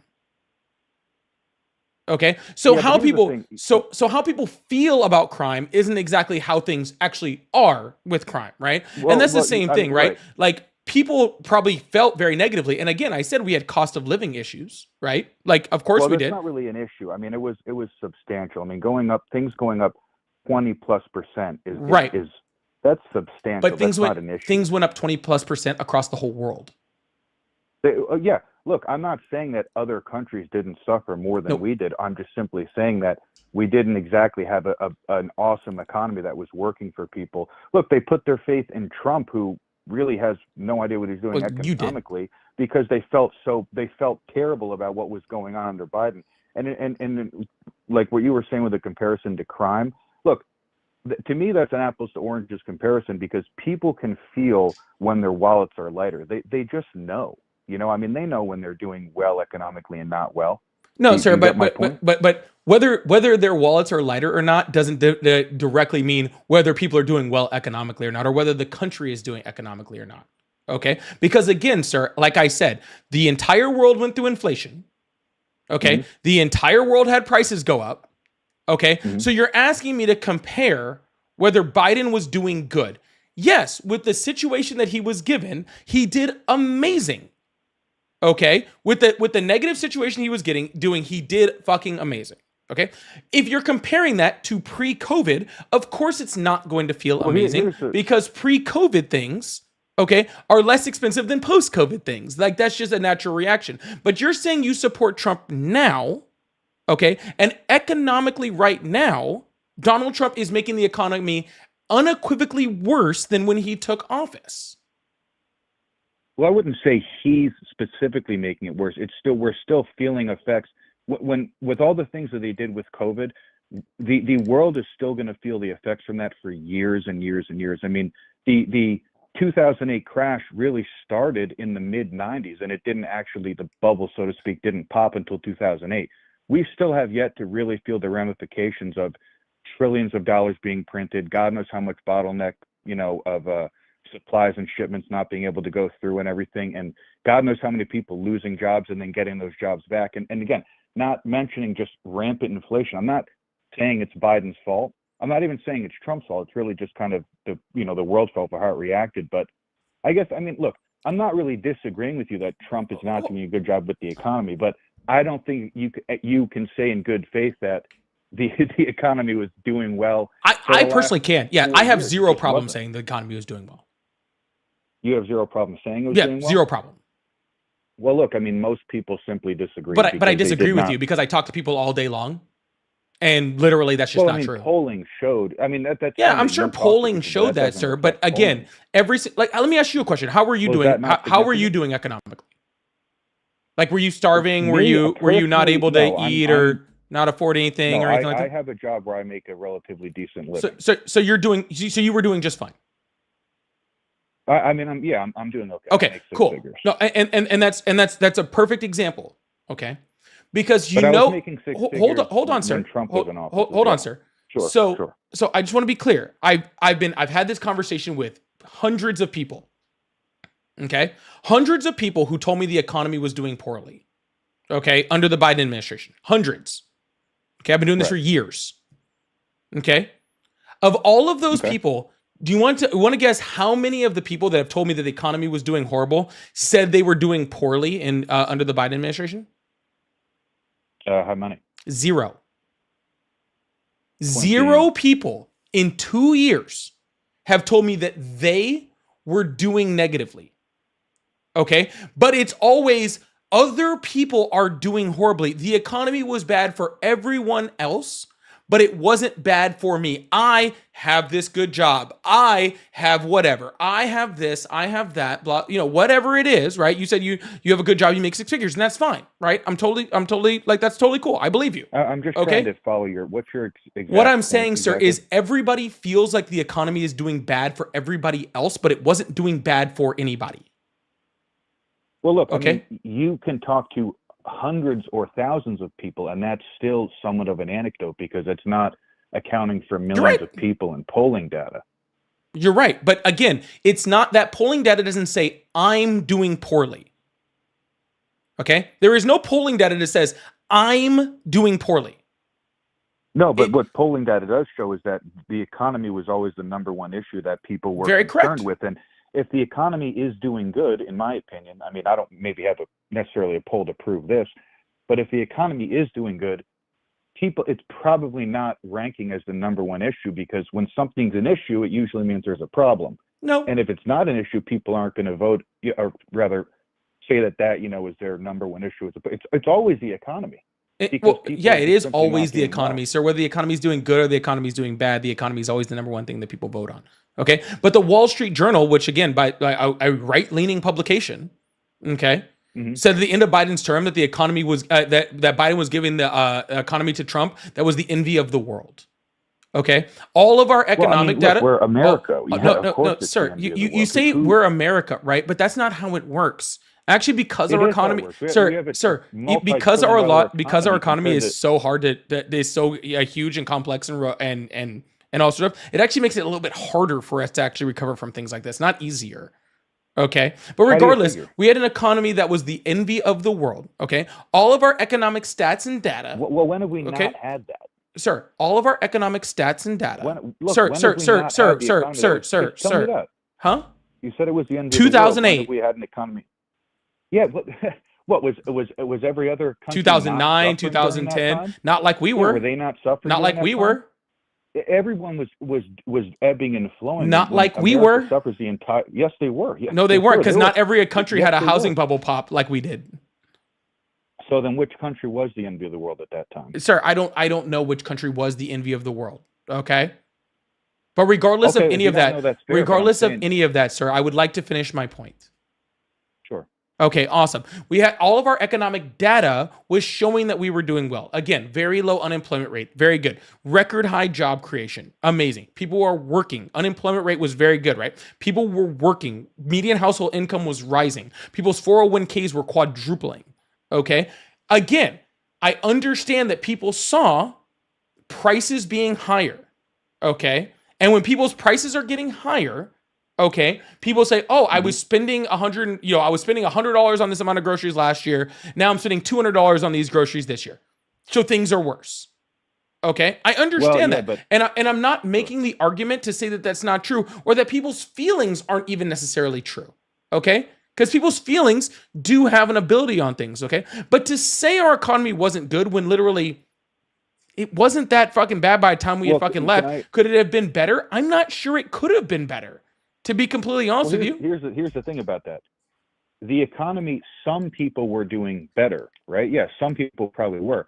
But the prices rose not for just the people who were doing better. They rose for everyone. So the grocery prices rose for people who were more poor now than they were 5 years ago, whether it was through just the economy or their own personal circumstance. And grocery prices are more expensive now for people who are doing better now than 5 years ago. So everyone felt the negative effects of the economy, and some people felt better effects of the economy. You get what I'm saying? Yeah, I understand all of that, sir. But regardless of any of that, right now, Donald Trump has the highest unemployment rate in 4 years. Okay, correct. We had June was the first month of negative job creation in the United States since everyone shut down for COVID. Okay, inflation is on the rise. Okay, well, yeah. But economically, Donald Trump is simply and unequivocally doing worse than Biden. It's just period. Well, what is the inflation number? It's just period. I think it was 2.7, 2.8 last time I saw it. Right, and what did it peak under Biden? 9%? No, not what did it peak, sir? We know that it peaked under Biden because of COVID, because the world's inflation rate went to over 10%. Okay. Yeah, but again, it was still under his administration. I'm not saying sir, it's his sir, I'm fault, sorry. but under his administration. Unlike you, I don't blame everything. Like, let me ask you. So, sir, I'm not blaming. No, you are though. You're saying it's under his administration, so he's responsible. I'm not saying it's his fault. I'm saying it happened during his time. Okay, so and COVID happened under Donald Trump, so we should blame him for that? Oh no, you're missing my point. I'm not blaming Biden. I'm just saying that happened during the Biden administration. It wasn't his administration's fault that the inflation was that high, but at that time, during him being it was his administration, inflation skyrocketed and people felt it. And they wrongly blamed Biden. It wasn't his administration's fault. But my point is at that time when he was president, people were getting hammered economically. And they bounced back. So what? Bit. Yeah, sure. But so what? What do you mean, so what? So what? Not significant? No, it's not. No, sir. Maybe you're confused about what conversation we're having right now. Okay, and maybe we need to level set in order to get this conversation to any type of point. Okay, above my head it says, "Why do you support Trump?" Okay. Okay. Yeah. You know. Okay. That's fair. Yeah, cool. We did so, go off the rails. Why do we support Trump? Trump is worse for the economy than Biden. Okay, so yes, it matters what Biden did and what Biden didn't do, what Biden caused and what Biden didn't cause. Okay, yes, that is what we're talking about. So at the end of Biden's term, when Biden recovered us from COVID, our economy was doing great in comparison to the rest of the world, and in the subtext of it being post-COVID, our economy was doing great. Now Donald Trump is president. His policies that he is implementing are negatively affecting our economy, okay, in a horrific way. All right. So I'm asking you why you support Trump. Well, again, the main reason I support Trump is the immigration policy. I never supported anyone in terms of the economy. It really hasn't. I haven't seen any politician that I thought did a particularly good job. So my personal thing is mostly tied to immigration. Awesome. So let me ask you this question: how could you possibly vote for immigration more than a destroyed economy? Well, because I don't think the economy is destroyed. I mean, unless you want to say it was destroyed during the last several years, it really isn't destroyed. I mean, people aren't doing. Let me well, rephrase it. Let me rephrase it. It's not destroyed. Let me rephrase that. Okay. How can you be more worried about immigration, okay, than an economy that is being incredibly negatively affected, okay, and is being pushed down directly by Donald Trump's policies? How is the economic effects of Donald Trump's policies not more important to you than immigration? Well, because again, there's no politician that I've seen that really made me feel like, oh, they are actually going to do a good job for the economy, because I have never seen it in my lifetime. Bush wasn't good for the economy. Obama wasn't good for the economy. Trump in the first term, excuse me? Yes, Obama was good for the economy. I disagree. I mean, I think all of these presidents, I think the economy does well in spite of these presidents and the governments making terrible decisions for the economy. Yeah, so here's what happened. 2008 recession, housing bubble pop, okay? Right. Horrible for the U.S. economy. Obama gets in the presidency in horrific 14% unemployment rate, just fucking horrible job numbers. By the time he leaves and Trump takes over, humming economy, records on every single fucking economic number, okay? Just absolutely screaming and getting better every single year. That's good for the economy, okay? Donald Trump comes in. But hold on. I'm not finished. Donald Trump comes in, puts in the Tax Cuts and Jobs Act. Every economist said that we were headed towards a recession due to his policies. Bad for the economy. Okay, COVID happens, saves him from that recession because of COVID, but still puts us through a very negative effect because of COVID. Biden comes in all of the negative, recovers us to the envy of the world by the time he leaves. So it's not presidents are all bad for the economy. Democrats are just unequivocally good for the economy, and Republicans are just unequivocally bad for the economy. The last 10 recessions in this country have happened under Republicans. Here's the thing. If the record was that bad for them, then they would not be able to win elections like Trump just won the last one in a landslide. It'd be very evident. Can. People would. No, they wouldn't. Sir, why do you think reality, the economy does under the Democrats, and they would always vote for them. I think you're very confused on how people get elected. Okay. Okay. Well, people do not get elected in this country based off what is the best policy for this country. Okay. That's not true. People are elected in this country based on a record. People get elected in this country based off of a popularity contest. Okay, who's best in front of camera? Who can say the things that makes people happy? Okay, that is what it is. Donald Trump walked up there and just says crazy shit. Okay, and he gets fucking elected. Does that mean the shit he's saying has any logic? No. Does it mean it's the best policy for the United States? Absolutely not. Okay, but it makes people feel good, and honestly, he says these nice little quips that freaking make people fucking happy, and so he gets elected. Okay, but the best policies, okay, are boring. Yeah, but he also lost an election. So I mean, he won and then lost and then won. So yes, he lost. He won against a woman, the first ever woman to freaking to run on a major party candidacy in the United States. He then ran against a white male and then won. And then lost, and then immediately ran against another woman, the first black male to ever run on a major party candidacy, and then freaking won again. Donald Trump just beats women in this country because, well then I mean, you make you make that judgment if you want, huh?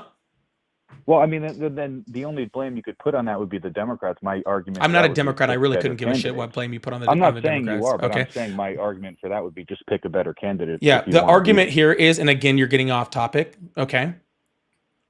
Is that how could immigration be more important to you than bad economic policy? Well, again, because the immigration, well, I'll answer it this way. Look, would you understand if a woman said that abortion was the biggest issue to her, but it's not as big of an issue as the economy? I'm sorry, I don't understand your question. Well, my question is, I'm saying if somebody told you, hey, the biggest reason for me for voting for a certain candidate was because they I'm passionate about abortion and they have views on abortion that I agree with, and would you say to them, well, look, abortion isn't as important as the economy? Like, are you only going to? No, I would ask you why abortion is more important to you than the economy, just like I'm asking you why immigration is more important to you than the economy. Well, because to me personally, abortion access in this country is more important to the economy. So to me personally, I could very easily explain to you why, in my opinion, okay, that abortion is more important than the economy. That's me. But I'm not asking me. I'm asking you why why immigration is more important to you than the economy. You see how that works? Yes, because immigration is something that I think is actually relatively easily fixable versus the economy, which is extremely complicated. And again, I don't see any politician that I think can really cure these problems that we have. We're so indebted and stuff that there's just no way that any president's really going to fix that. But in terms of immigration, that's actually relatively easily fixable, unless it gets really bad, which unfortunately it did.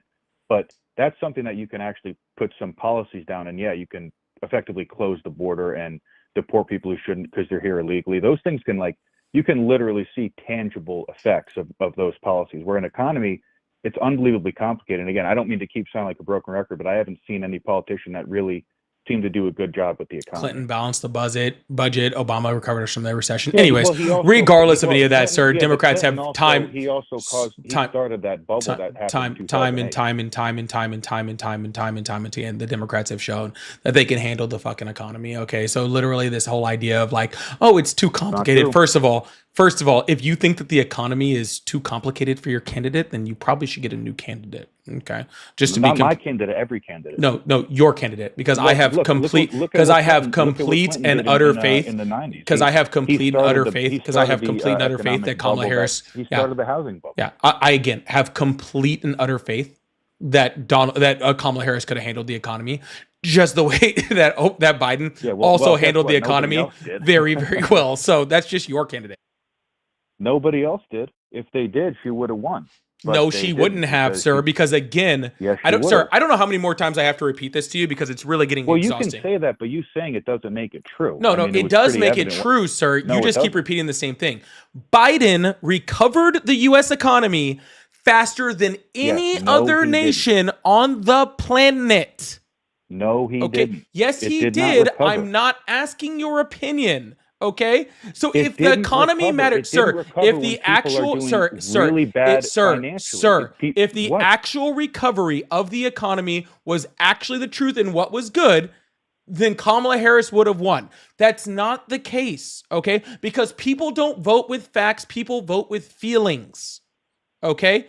And your feelings have nothing to do with it. All you're saying is people feel this, people feel that, people feel this, people feel that, and that's fine, sir. People can people can feel all sorts of shit. It doesn't make one president felt the economic sir, which is but why it doesn't make somebody better.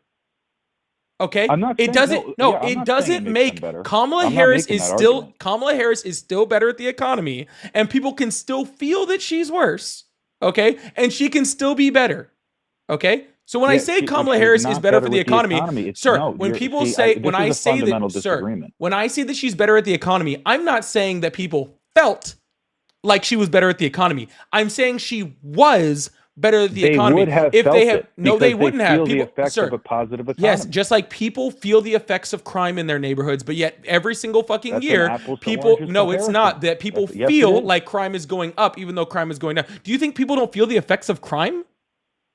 Depending on the area, but if you're somebody watching the news in Nebraska and you see a ton of crime, news about crime in New York City, you're going to think, crime's going up, and it might very well not, be going up. But the economy, everybody feels it. Period. Yeah. Whether you read the news or not. But yet people, but you're saying there's no effect on people watching the news and hearing what the effects of the economy are when even you, admittedly, did just fucking fine. And all the hundreds of people that I talked to also did just fucking fine. Again, But that's you're, but anecdotal. sir, but you're You by your own telling, but admission, sir, it's but anecdotal. You you're admit it. telling me, that for everyone else, it was bad. Okay, because heard that's it what on the data news. showed. I mean, Because that's what it you was. heard it on the news, just like people heard it on the news about the crime, because you heard it on the news and you voted with your feelings. Watching inflation skyrocket is not me hearing it on the news. It's actually the reality that people are living in. Oh my But God. again, Now, I mean, see, now you're just going we're back talking- into circles because Biden didn't cause the inflation because we went through a whole world inflation. So therefore, literally, again, you're saying that you're feeling a thing about an inflation that had nothing to do with the president. Therefore, the president, again, has no effect on that. Therefore, you're putting your feelings towards it. Dude, we've already been through this part. Okay? No, but I get it. I get it, that's sir. not Sir, feelings. I mean, sir, I get it. I understand. Okay? I get it. what do you understand? I understand that you're just that you're just you're set on this thing thinking that for some reason that who's better for the economy somehow automatically wins elections. No, Okay, I and never said it's that. That's just not what I'm not saying. fucking true. Okay, Biden was great I for the didn't say economy. it was Donald true. Trump was shit for the economy, but yet Donald Trump still won. Okay, and that's Yeah, totally but fine. again, My there's question just- for you that's was, just sir, simply my not question true. for you, Sure, okay, my sure. question for you was why you care more about immigration than you do about the economy. And your answer is I think that I don't know, maybe you just don't understand the economy enough, and that's totally fine. I'm totally okay with that. What was my answer? What was my answer? Oh, that you don't feel that any president can fix anything, but again, that's again a lack of But- understanding of and then the other part economy. my other part of the answer was the immigration issue can be fixed, and evidently it was. All right, and what did it need to under be Trump, fixed? Well, the fact that there were millions of people coming into the country illegally. And how do you the think we should Biden fix that? administration- By basically allowing the policies that were under Trump the first term with the remain in Mexico, and he wasn't perfect on the border. Don't get me wrong; there were still people that came in, but he was a light year better than Biden and by extension Harris. I mean, let's be hold on. Let's be very clear. They purposely let those people into the country. Yeah, first of all, I didn't ask you what Trump did because let's be very clear: the Remain in Mexico policy only dealt with legal migration and nothing to do with illegal migration. Okay, Yeah, so but when- hold yeah, but when on. people claim So I'm asylum- asking you what you wanted done to fix the border. Right, which would be add extra border security, Okay. prevent all these people from coming in legally, Sure. and now deport the people who came in illegally, Okay. and deport them to wherever they came in illegally from. Gotcha. So you think that we should add more border patrol agents? Well, I mean, if it's needed, I don't know the exact amount of border patrol agents that are needed. I'm saying we probably needed to have stronger border security. Okay, well, I'm saying how else do you have more border security if you don't have more border patrol agents to be able to patrol the border? Well, yeah, I mean that could be one aspect. Okay, of it, no, of I'm course, just they saying. needed I'm to, not yeah. asking you if that's the whole thing. I'm asking you if that's one aspect of it. Probably, yeah. Okay, sure. cool. What about like better like equipment, better technology, all this sort of stuff for like border patrol? Do you think that would be helpful? What are you saying? Do they need up-to-date technology? Yeah, like more up to date I mean, technology. probably. Yeah, maybe more Sure. drones, maybe more cameras, maybe more ATVs. Whatever I don't know. they I'm not a border presumably patrol need to agent. All keep that the stuff. Border to keep it secure, sure. Yeah, yeah. Also, what about the wall? What do you feel about the wall? Like the fact that it was never built. I No, mean, do you I think wish the do you wall think we was should build a built, wall? but if it's practical, sure. I mean, I'd like to build one where it can actually be practically built. Okay, cool. Well, all right. So we have more border patrol agents, more technology, more money towards the border. I'm assuming because that has to go with more people and more technology. So Right. I assume you agree with that. The border wall. Okay, that's the thing. What about like more like administrative personnel, right? Like more people to help process people, so we can deport people faster. More judges to see like asylum cases and stuff like that, so we can make sure the people that are supposed to be here. More people to run background checks. More judges. More all of that stuff, so that we can actually because there's a lot of background. It's not just detain somebody and and get rid of them. Like there's processing, there's admin, there's all that sort of stuff to it. So what about like more people like that? Do you think that would be an effective part of the plan too? I mean, assuming they're actually going to enforce it, sure. All right. What about limits on the amount of people that are allowed to come in? Like even for like legal immigration, right? Like for like asylum seekers or people on visas and like all that sort of stuff. Like put limits on it and be like, like we're only going to allow like this many people. I mean, obviously like, our country can't just take in everybody, right? So like maybe put limits on the amount of people that are allowed to come into the country, like, for asylum and for other, various visa programs. Right. So you're trying to lead me into saying I should have supported Biden's border bill. Is that your big? I'm not leading you into anything, sir. I'm just asking you a question. Is that what you were going to try to do? Because I'm just. I mean, I well, see, sir, I I'm see sorry. right through it. I'm sorry. Was there a? Was there a? I'm sorry. Was there a? Was there? Was there a Biden border bill that had all of that stuff in it? Yeah, and the funny thing about that is they acted. Oh like wow, they I didn't know couldn't about do that. Why don't you anything tell to me you. about it? Well, let me explain. Well, The tell me all about this bill. I'm curious. Well, sure. What the Biden administration did, and I will admit it, it's clever of them to do this.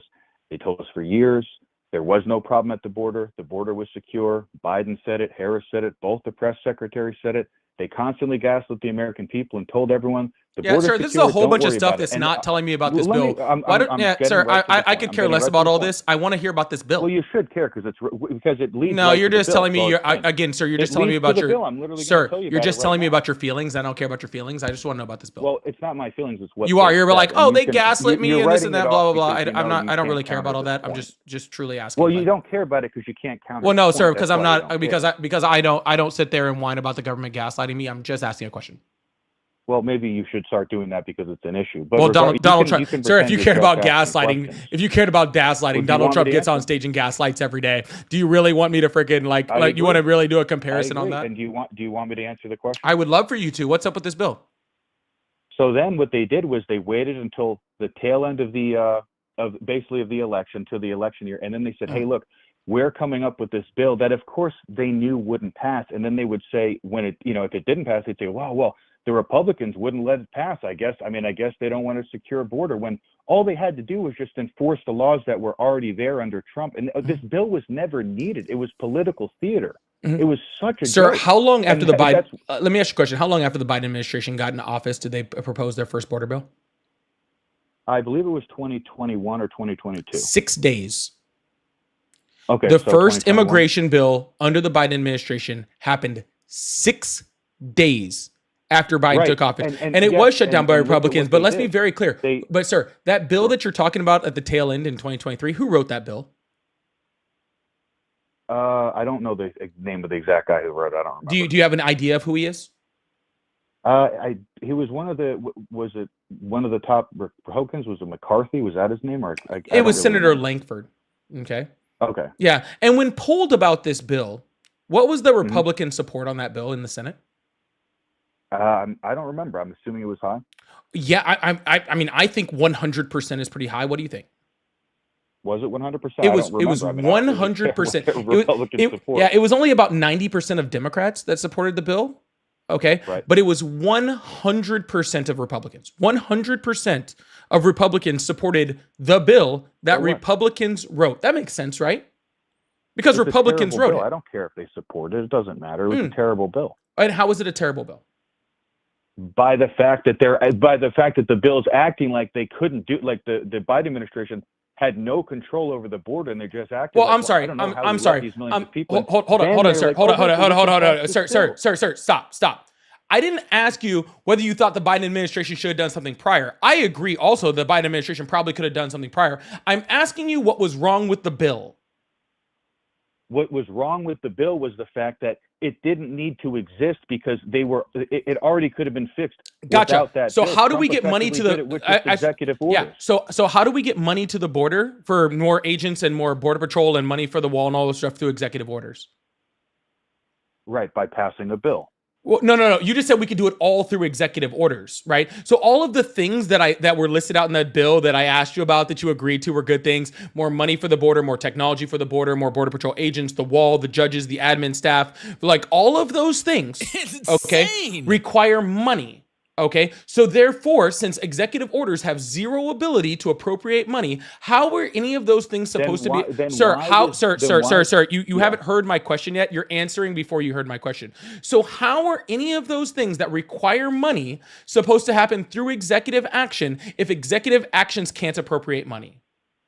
Because, dude, it's political theater. I'll explain. No. I don't want to hear your explanation of why it's political theater. I want you to explain to me how all of the things that were in that. Listen, sir. Listen. Listen.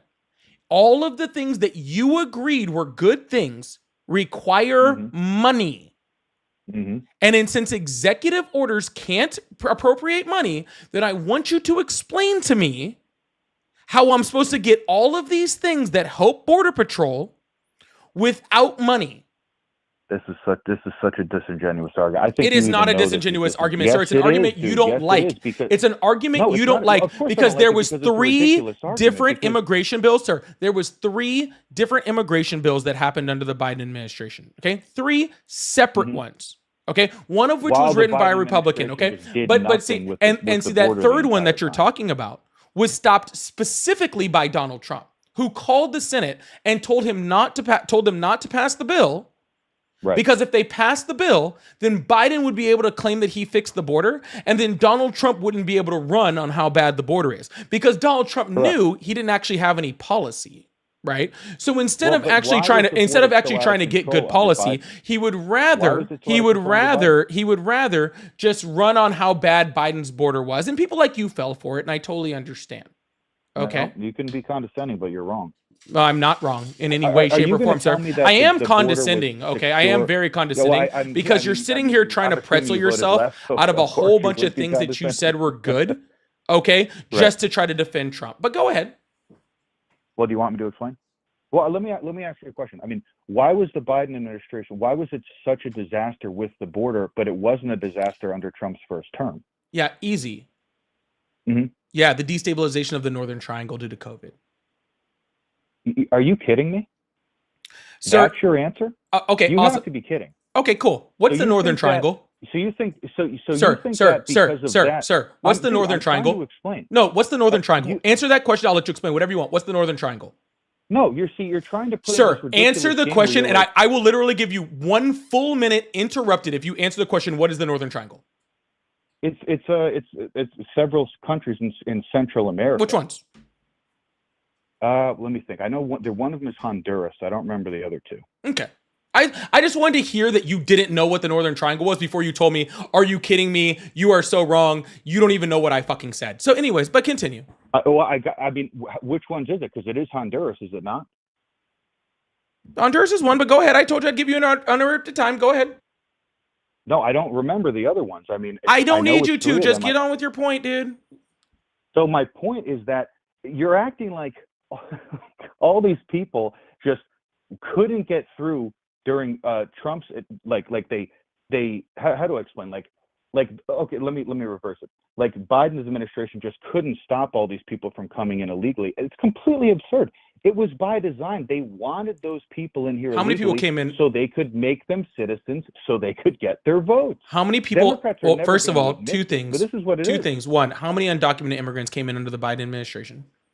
That's an awesome question because nobody really knows. You're right. What's the projected numbers? We'll never really know. What's the projected numbers? Projected numbers I've seen as low as 6, as high as 15. Yeah, the actual projected numbers are between 1.5 and 2 million. Okay. Yeah, I mean, that's a complete nonsense. Yeah, it's not complete nonsense. Those are the numbers. Those are actually the numbers from Customs and Border Protection, and also confirmed by multiple independent agencies. Include look, the Democrats didn't even say 2 million because they know. I don't give a fuck what the Democrats said. I'm not a Democrat. I don't go off of what. Sir, I don't go off of what the Democrats say. I don't. No one. Sir, I don't go off of what the Democrats say. I go off of what the data says.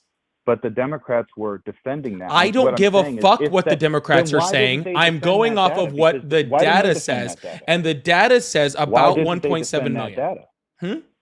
Yeah, no, that's not true. If it's true, then they would have been saying only 2 million people came across, only 1.7 million. But they didn't do that because nobody. I don't care what they did, sir. Sir, what are you confused here, sir? Can you listen? Can you please try to listen to me just for once in this conversation? Can you please try to listen to me? Okay. I listened the entire time. Okay, awesome. I don't give a fuck what people are saying. I care what the data says. Okay? I don't give a shit if Democrats and Republicans and independents and someone in the fucking Green Party and my dog and fucking 18 people from fucking Argentina all said there was 100 million people. I don't care. Okay. I care about what the data says. And the data from Customs and Border Protection, along with data from people like the Pew Research Center, the Center for Immigration Studies, and multiple other people that study immigration. And that's all they do, independent agencies, including independent immigration agencies from outside of the United States that have absolutely no political standing whatsoever, all agree that the number of undocumented immigrants that entered the United States under the Biden administration is the average shows about 1.6 to 1.7 million, but there are some outliers between 1.5 and 2 million. Okay. Now, what you're confusing that number with, okay, is the number of border encounters. That's right? What you're gonna but say. Border encounters are not how many people are actually in the United States. Those are just the amount of people that were stopped or noticed by Border Patrol, okay? The majority of which were either deported or they had a claim to legal status in the United States. Okay, therefore they are tracked. They have had background checks. They go through the court system exactly how they're supposed to be because they are legal in the United States. I don't care about people who came here legally, except for the fact that we should have limits on that amount of people, which again would have happened under the Langford bill. Okay, I don't care about people that we've background checked and allowed in the United States, and I sure as hell don't give a shit about the people that showed up and we deported. Okay, so I don't care about encounters and I don't care about apprehensions. I care about the amount of people that are currently in the United States that are illegally here. All right, and that is the number of that. How many is that are here illegally? In the total United States? Yeah. About 11.5 to 12 million people. Right, and how many do you? And so you think that during the 4 years of the Biden administration, just want to be clear. You're saying that they're saying only 1.7 to 2 million or 2.4 million? Under the Biden administration, between 1.5 and 2 million. Around average about 1.6, 1.7. Yeah, I mean it's complete nonsense. I mean, any data you show me, I'd love to see it because I have heard absolutely literally nothing like that from anyone, even people who were, adamant defenders of the border. Even they openly admitted that millions upon millions of people entered. I've never once heard this only 2 million number. No one's ever said this because it's nonsense. Entered, yes. I don't agree with you that they entered. There is a difference between entering and being here. See, it's all about this is what the right-wing media did, okay? And they did it very, very extensively, and they did it very well. 10 million people have crossed the border. Well, 10 million people probably did cross the border. But are they still here? No. Okay. Were they detained by Border Patrol? Yes. Were they background checked and let in? Were they deported? Yes. Were 685,000 people deported just at the southern border just last year? Yes. Okay. We have those fucking numbers. All right. So the number of people that crossed the border is not the same as the number of people that are in the United States. Okay, that is just a number that is big and huge, and everybody can fucking get all upset about and angry and talk about how immigration is the worst thing on the planet because they use these giant numbers that are just truly non-existent. Well, no, those numbers are true. I mean, when you say it's whatever it was, 10 million encounters, that is correct. It was 10 million encounters. But again, I have yet to see anyone who's actually made the case that they're saying it's only 1.5 to 2 million. Because again, if that was the case, then Democrats who wanted to defend Biden's border bill would have said, I'm not saying that you care what Democrats saying, but what I'm saying is if it was only 1.5 to 2 million that entered, Democrats would have said, hey, only 1.5 to 2 million entered, not the 10 million. Let's just say it was 4 million. Let's just say it was 4 million. How about this? Let's just say it was 5 million for fun. Okay. All right. Let's just say it was 5 million. Let's just say it was 5 million. 5 million what? How does that 5 million undocumented immigrants that entered the country? Let's just say that for fun. Okay. How does that negatively affect you? Well, I mean, they're coming into my country. They're not allowed. That doesn't negatively affect you. I said, how does it negatively affect you? Well, does something have to personally affect me for me to care? Well, I mean, if you're gonna say you care about it more than the economy, which does personally affect you, then yeah, I would assume so. Right. And I already explained before, because I don't see any president that could actually do a good, decent Gotcha. job with the So economy. it doesn't affect you at all, and you just care about it, even though it doesn't affect you. Okay, well, that's fair. Well, look, I mean, I would say so. It doesn't, I like, personally vote on personally things that affect me. That's me. You know what I'm saying? Well, that's great. That's me. I personally vote on things that affect me and this on country negatively, having, right? sovereign laws. Yeah, well, we do have sovereign laws, sir, but I didn't ask you about having sovereign laws, okay? Like, I asked you how it affects you. And personally, just me, I personally care about things that affect us, perfect America, that affect us and as a whole, right? But if you just want to vote for things that don't fucking matter, I guess then that's totally fine. Well, it does matter. I mean, you saying it doesn't affect me personally is a different argument from does it matter? It absolutely does matter. People can't just come into the country illegally. That affects the country's, it affects it in a negative way. You can't just write that off. You can't just say it doesn't matter. I mean, you're really going to say it doesn't matter? Well, I mean, it matters a little bit, but not in a matter. It affects us a little bit, but not in a. I mean, it matters a little bit, but not in a way that I would freaking make it my number one voting thing. Well, I mean, look, that's fine that you feel that way, but there's a reason it's the number 2 issue in the country, is because people recognize that there's a real problem at the border, and it can be no. I mean, again, sir, I don't know how many times we have to go over the same thing. Okay, I truly don't know how many times we have to go over the same thing. Just because it's an issue to people doesn't make it an issue. Okay, but anyways, here's 2.2. I found some new data, updated data, which I tried to find the one that actually truly gave you the best possible numbers for immigration. I found one that affect you the most right here, and that shows about 2.2. That was the best I can find for you. I mean, you can say that it's the best for me, but I'm sure you're doing it to bolster your own argument. I don't buy. Sure, if I could bolster my own argument, I could pull up one that says 1.5 immediately.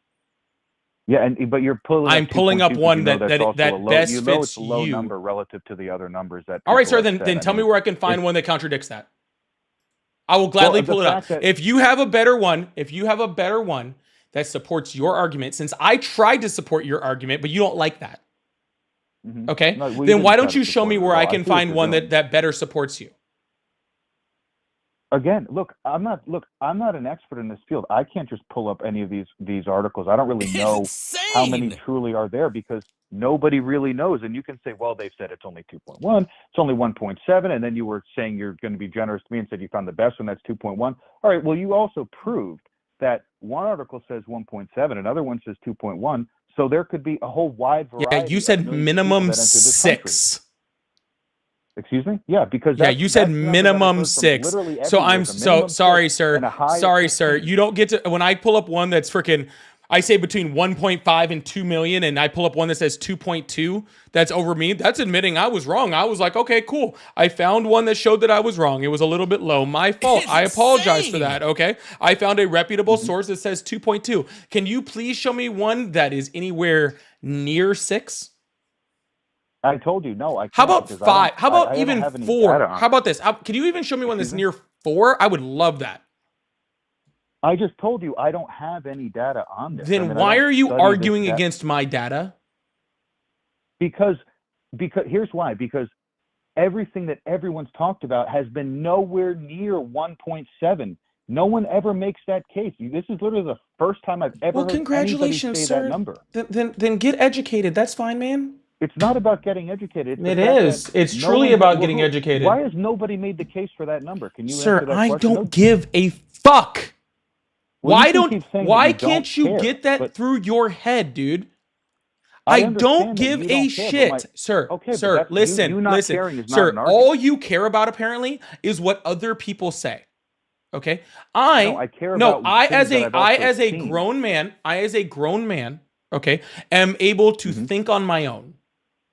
Okay? I am able to make cognitive thoughts on my own, okay? Without somebody else saying. Just get to your point. Okay. Get to your point. So, sir, all you seem to care about is, oh, well, so-and-so didn't say this, or so-and-so said that, and so-and-so did or did not say that. And I don't care about any of that, sir. I am too grown to sit around and give a shit about what the Democrats say or what the Republicans say or whatever, dude. I don't care about that, sir. You're just arguing with your feelings. No. I argue with data. You argue with your feelings. And by your own admission, your first piece of data was wrong, right? And then you pulled up another piece of data. So I don't know what data you're giving me that's truly right, because you, by your own admission, you said you were wrong. So who knows? You might. Yeah, sure. I was off by 0.2. I was off by 0.2. Well, You're off by 4 million. I'm off by 200,000. Cool. And yeah, you confidently said 1.7. Then you're like, and you had to revise it. I said no. I didn't say confidently. I never said. Hold on. See, now you're trying to twist the freaking. You're trying to move the goalposts and freaking twist the argument because you know you're screwed, right?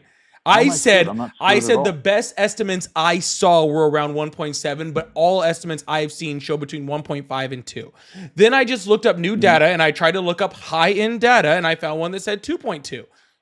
So my bad. I will adjust my numbers from 1.5 to 2.2.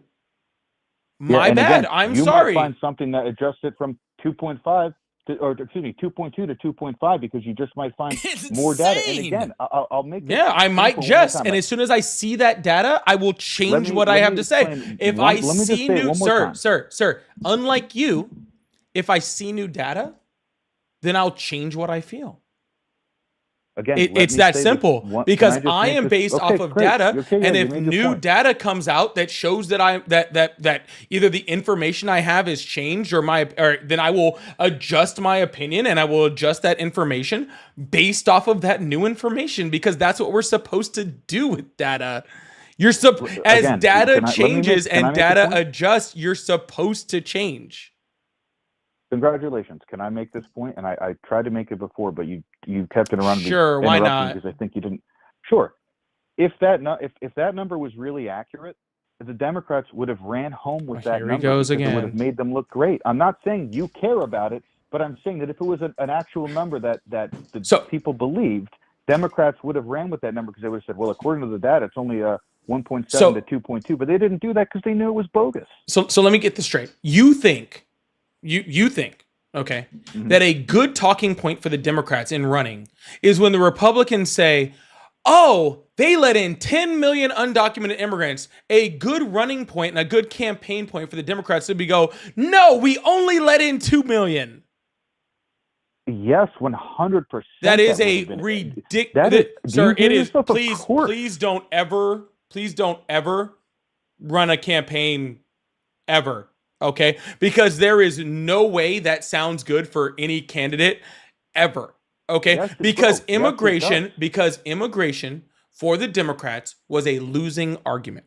Okay, because again, it didn't matter what reality of the situation was. Yes, okay, did. No, it didn't. It mattered again, like you, for people that are very much in their feelings about politics. Okay, it matters what people felt. Okay, and people felt like immigration was really bad. So the Democrats chose not to concentrate on immigration, and that's fine. Like that's their campaign people. I've never ran a campaign, so I assume that I don't know what the fuck I'm doing either. But I know for a fact, I do know for an exact fact, okay, that if their response to you let 10 million people in is we only let 2 million people in, the exact thing the Republicans would have said after that is, why did you let anyone in? Because that's exactly what I would have said. Because that's exactly what I would have said. Okay, if I was debating that argument, and therefore even the retort makes the Democrats look worse. So the Democrats understood that actually reporting the good numbers does not help their argument. I don't know why you don't understand that. I get what you're saying, but they not even one of them made that case one time because oh my God, sir, you trust the Democrats too much. That's your problem. No, I don't trust them at all. You trust the Democrats too much. That's your problem. I mean, you can keep saying that, but it's just that true. You for some reason have this expectation that because like if the Democrats said it or didn't say it, then like they would have said that. No, I don't know what the fucking Democrats are doing. I don't know. They fucking have their heads so far up their fucking asses they don't even know where fucking sunlight is. Okay, the Democrats can't even figure out what the Democrats can't even figure out what their own party platform is right now. Okay, you expect them to get on some type of fucking straight line on what is right and what's their talking points or what this and what that is. The Democrats need to figure out their whole fucking life. Okay, have been a if the very Democrats easy ever talking actually point for figured that. It out their wasn't a fucking, complicated if the subject. Democrats actually ever figured out their point, then maybe I would actually fucking go back to being a Democrat at some point, like I was when I was fucking younger. But I can't because they can't figure out their shit. Okay, so Well, you and I, while yeah, you you and want I to are in be agreement on super, that, but on super, the border, super, they super had no concerned, counter. sir, while you still want to would be have been a super good concerned counter. about, no Democrat said that. Well, guess what, sir? I heard plenty of Democrats say it. Okay, I heard plenty So of Democrats you did say hear it. them. So you heard them say it was only Of course, 2.1 million. of course, I did. Oh, I'd love to look. I this don't up. fucking know. I don't pay attention to these fucking things anymore, dude. Okay, I got. you know, but you don't know. Okay. No, I mean I heard them Well, that's say fair. it, but I don't memorize everything that freaking goes on, sir. I'm sorry, sir. We have an economy that's headed towards a recession and we're bombing fucking Venezuela. I got better things to worry about than what the numbers were under Biden. Unlike you guys, I am not stuck in the fucking past of what immigration numbers were in the fucking past. I am Well, the past much matters. more and I mean, the past unequivocally matters. concerned with the things that are going on right now. And currently right now we are freaking have a Yeah, and the president that things is that are trying to going on push right now were that as is trying the to push result of things that authoritarian happened in the past. fascism in a military state. We have a freaking president who is sending our military and shooting down freaking boats of fucking some people in fucking Venezuela. We have freaking problems in the Middle East. We have freaking him glazing over fucking Putin. I'm sorry, sir. I wish my life was as good as yours was, where I could just worry about how many fucking immigrants came in under the Biden administration. But I got bigger things to worry about. Okay. Oh, hey, look, if your life isn't as good as mine, then I wish you well. I mean, I enjoyed the conversation. No, okay. Thank you. Okay. Have a good day. I appreciate it. Yeah, man. I will. Good night. Thank you.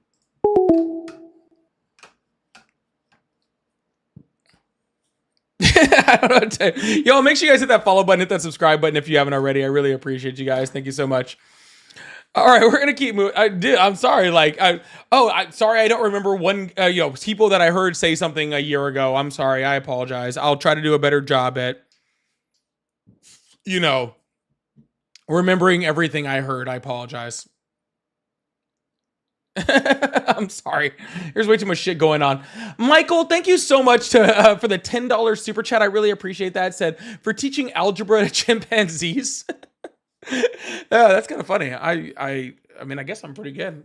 That's pretty impressive. I thank you so much for that. Kevin, thank you so much for the 99 cents. I appreciate that. Mix said, Polly is the right mix of condescending and passive aggressive for these people, and I'm here for it. Thanks for doing this nightly, bro. I appreciate that, Mix. Thank you so much. Actually, the right mix of condescending and passive aggressive is actually my goal, I think. I'm not sure about that, but that feels right. That feels right. I'm not sure. Veronica, thank you so much for the $5 super chat. Said the patience you have for the interrupting MAGA is impressive. I couldn't do it, and I'm an educator of special needs students. I've lost brain cells. Well, hey, somebody's got to do it. Somebody's got to do it. I just do my best. Okay, somebody's got to do it. I just do my best. Thank you so much, Veronica. I appreciate you. Jeffrey says the GOP pushed fear and propaganda very well, for fuck's sake. They are that should be their motto. GOP will make you really afraid. We'll make you really afraid and scared, so you vote for us. We don't have any policy, but we'll make you afraid. That's what really matters. That's what really matters. Thank you so much. Cat B said, why do none of these people come with actual sources for their info? Well, I mean, that's why I was asking him. Like, if he had a true source, and like I said, we are getting updated numbers from 2024 about the projected amount of undocumented immigrants in this country, right? We are. We are currently getting updated numbers all the time. It's the truth. It's the truth. That is a real thing. We are constantly getting updated immigration numbers from the Biden administration. And as those numbers adjust, I will adjust with it. And so if you have numbers that show that I'm wrong and that we've had a readjustment of numbers, bring it up to me. I'll say I haven't seen those numbers. I'm totally okay with that. Okay? I am not trying to get stuck in certain numbers that are in the past, right? If there are new updated numbers and I need to and I need to readjust my numbers on those numbers, then I will gladly do it. I will gladly do it. Just provide me with those numbers. That's easy. Easy stuff. Thank you so much, Kat. I really, really appreciate that. Delissa, thank you so much for the $10. Says, Dump Truck, I love the poorly educated, MAGA brain cold caller. Do some research of your own. Good beyond Fox and Friends rhetoric. 100%. Thank you so much, Delissa. I really, really appreciate it. I'm going to leave that up for a second. Give me 1 second, all right, y'all?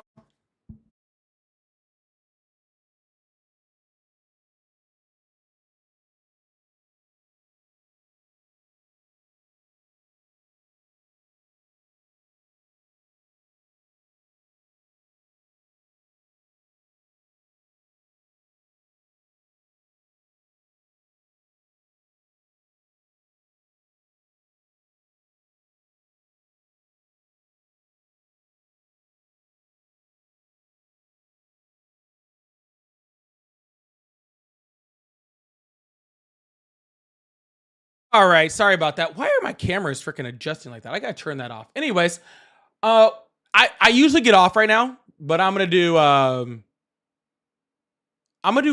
more caller. Okay, I'm gonna do one more caller.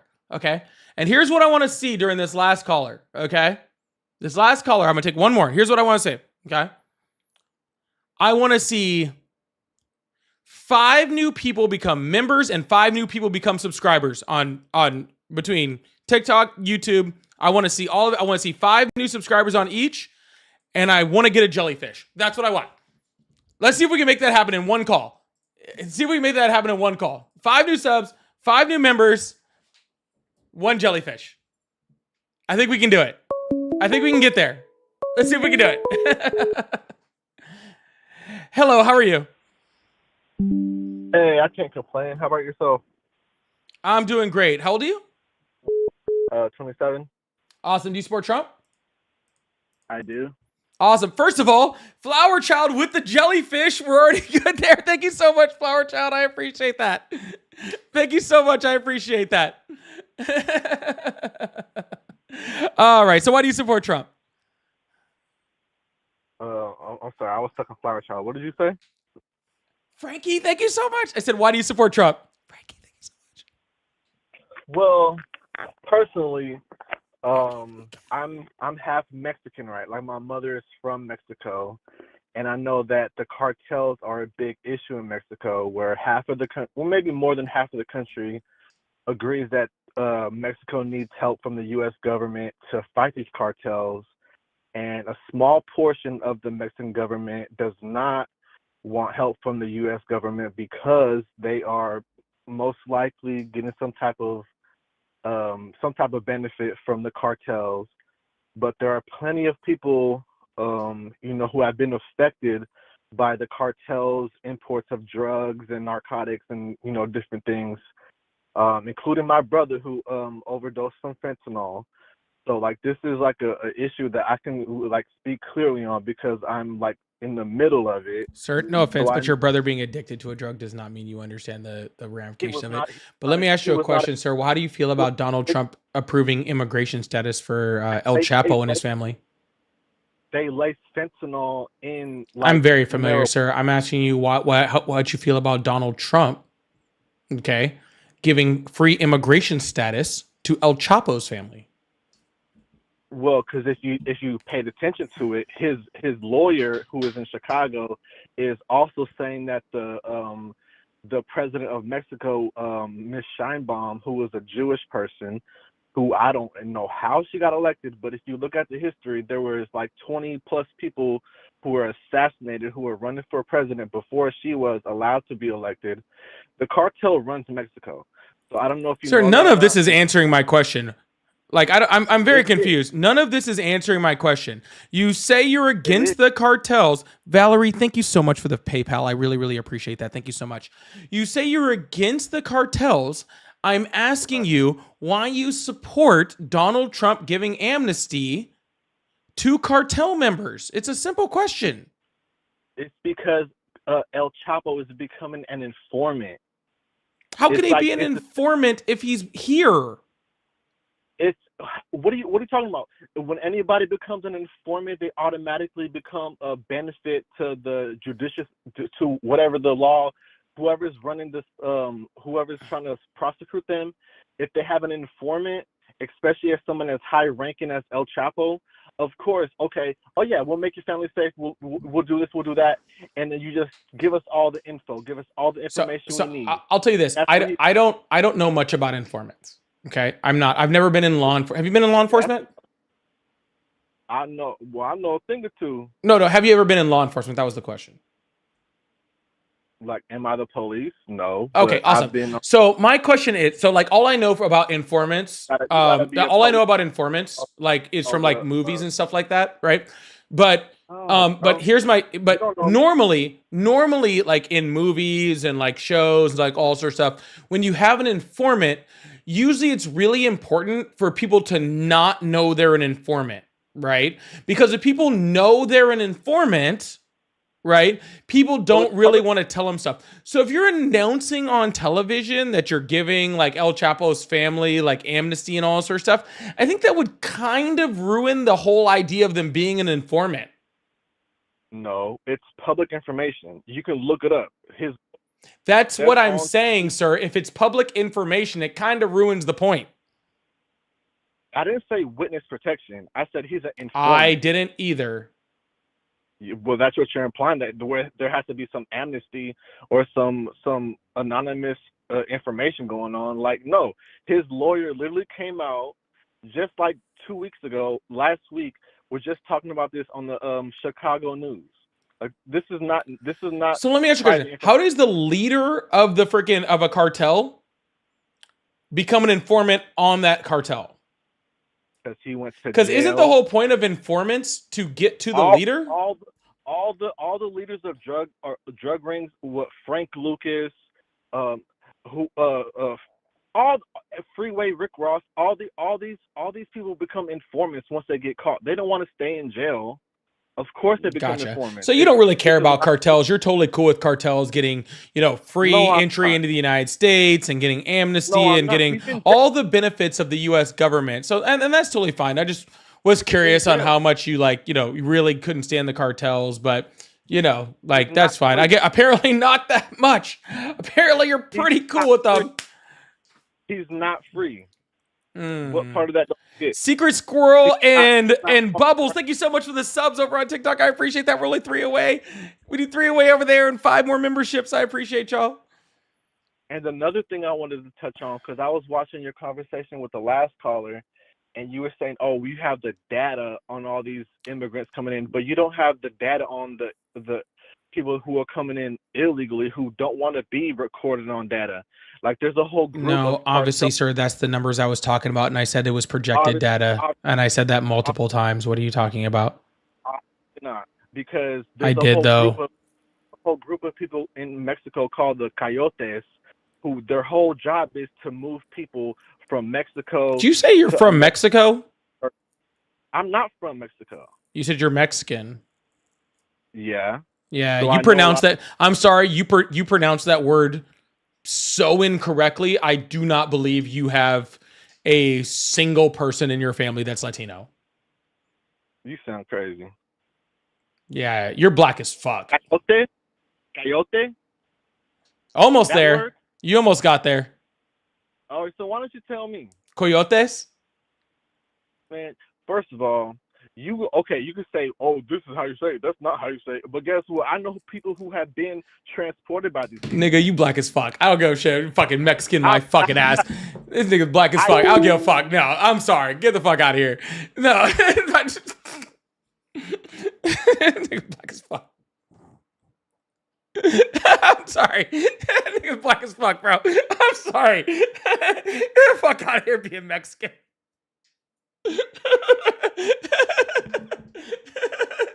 I'm sorry. Ain't no fucking way.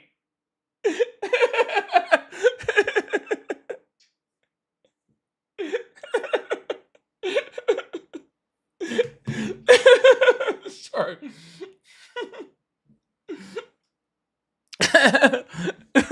Sorry.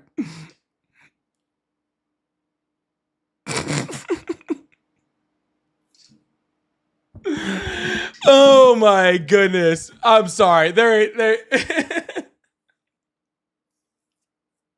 I had a feeling. But as soon as he said, he's like, there's a whole group of people called coyotes, and I'm like, there ain't no fucking way. I'm sorry, Deborah. Thank you so much for the $30 over on Venmo. Big W's in the chat for Deborah for the $30. Thanks for trying to educate the uneducated. I appreciate that. Thank you so much. Oh my goodness. And Natty, thank you so much for the five. The five, I don't know what the R is. I'm not gonna lie to you. I don't know what the R is. The 5 of whatever currency that is. So there are 2 reasons why I'm glad to, it's glad to be in Brazil. Garrett Parallel's Brazilian currency. I appreciate that. 1, I don't have to deal with Trump. 2, our judiciary system is putting our Trump puppet in jail soon. Not if Donald Trump has anything to do with it. He's trying to put tariffs on y'all to have Bolsonaro released. Which is just craziness. Absolutely wild. Someone said, I'm Australian, and I could tell he wasn't Mexican. That's funny. Kat, thank you so much for the jewels. I really appreciate that. Charles, thank you so much for the jewels. I really appreciate that. I know there's a bunch of the jewels you're sending. I'm not gonna keep doing it. But I was like, oh my goodness, that's freaking crazy. Oh, that was wild. All right, well, we didn't get all the subs and the memberships I wanted. I did expect that color to be a lot longer, but hey, is what it is. I did expect it to get a lot longer. Anyways, I'll be back on tomorrow night. I'm gonna call it quits because actually I'm getting a little bit hungry. So I'll be back on tomorrow night. 7:30 I will be on. Okay, so I'll be a little late tomorrow because I do have tennis practice with the kiddo tomorrow. So I will be on after that. So I hope you guys have a wonderful night, all right? I'll see you guys tomorrow. Love you guys. Bye.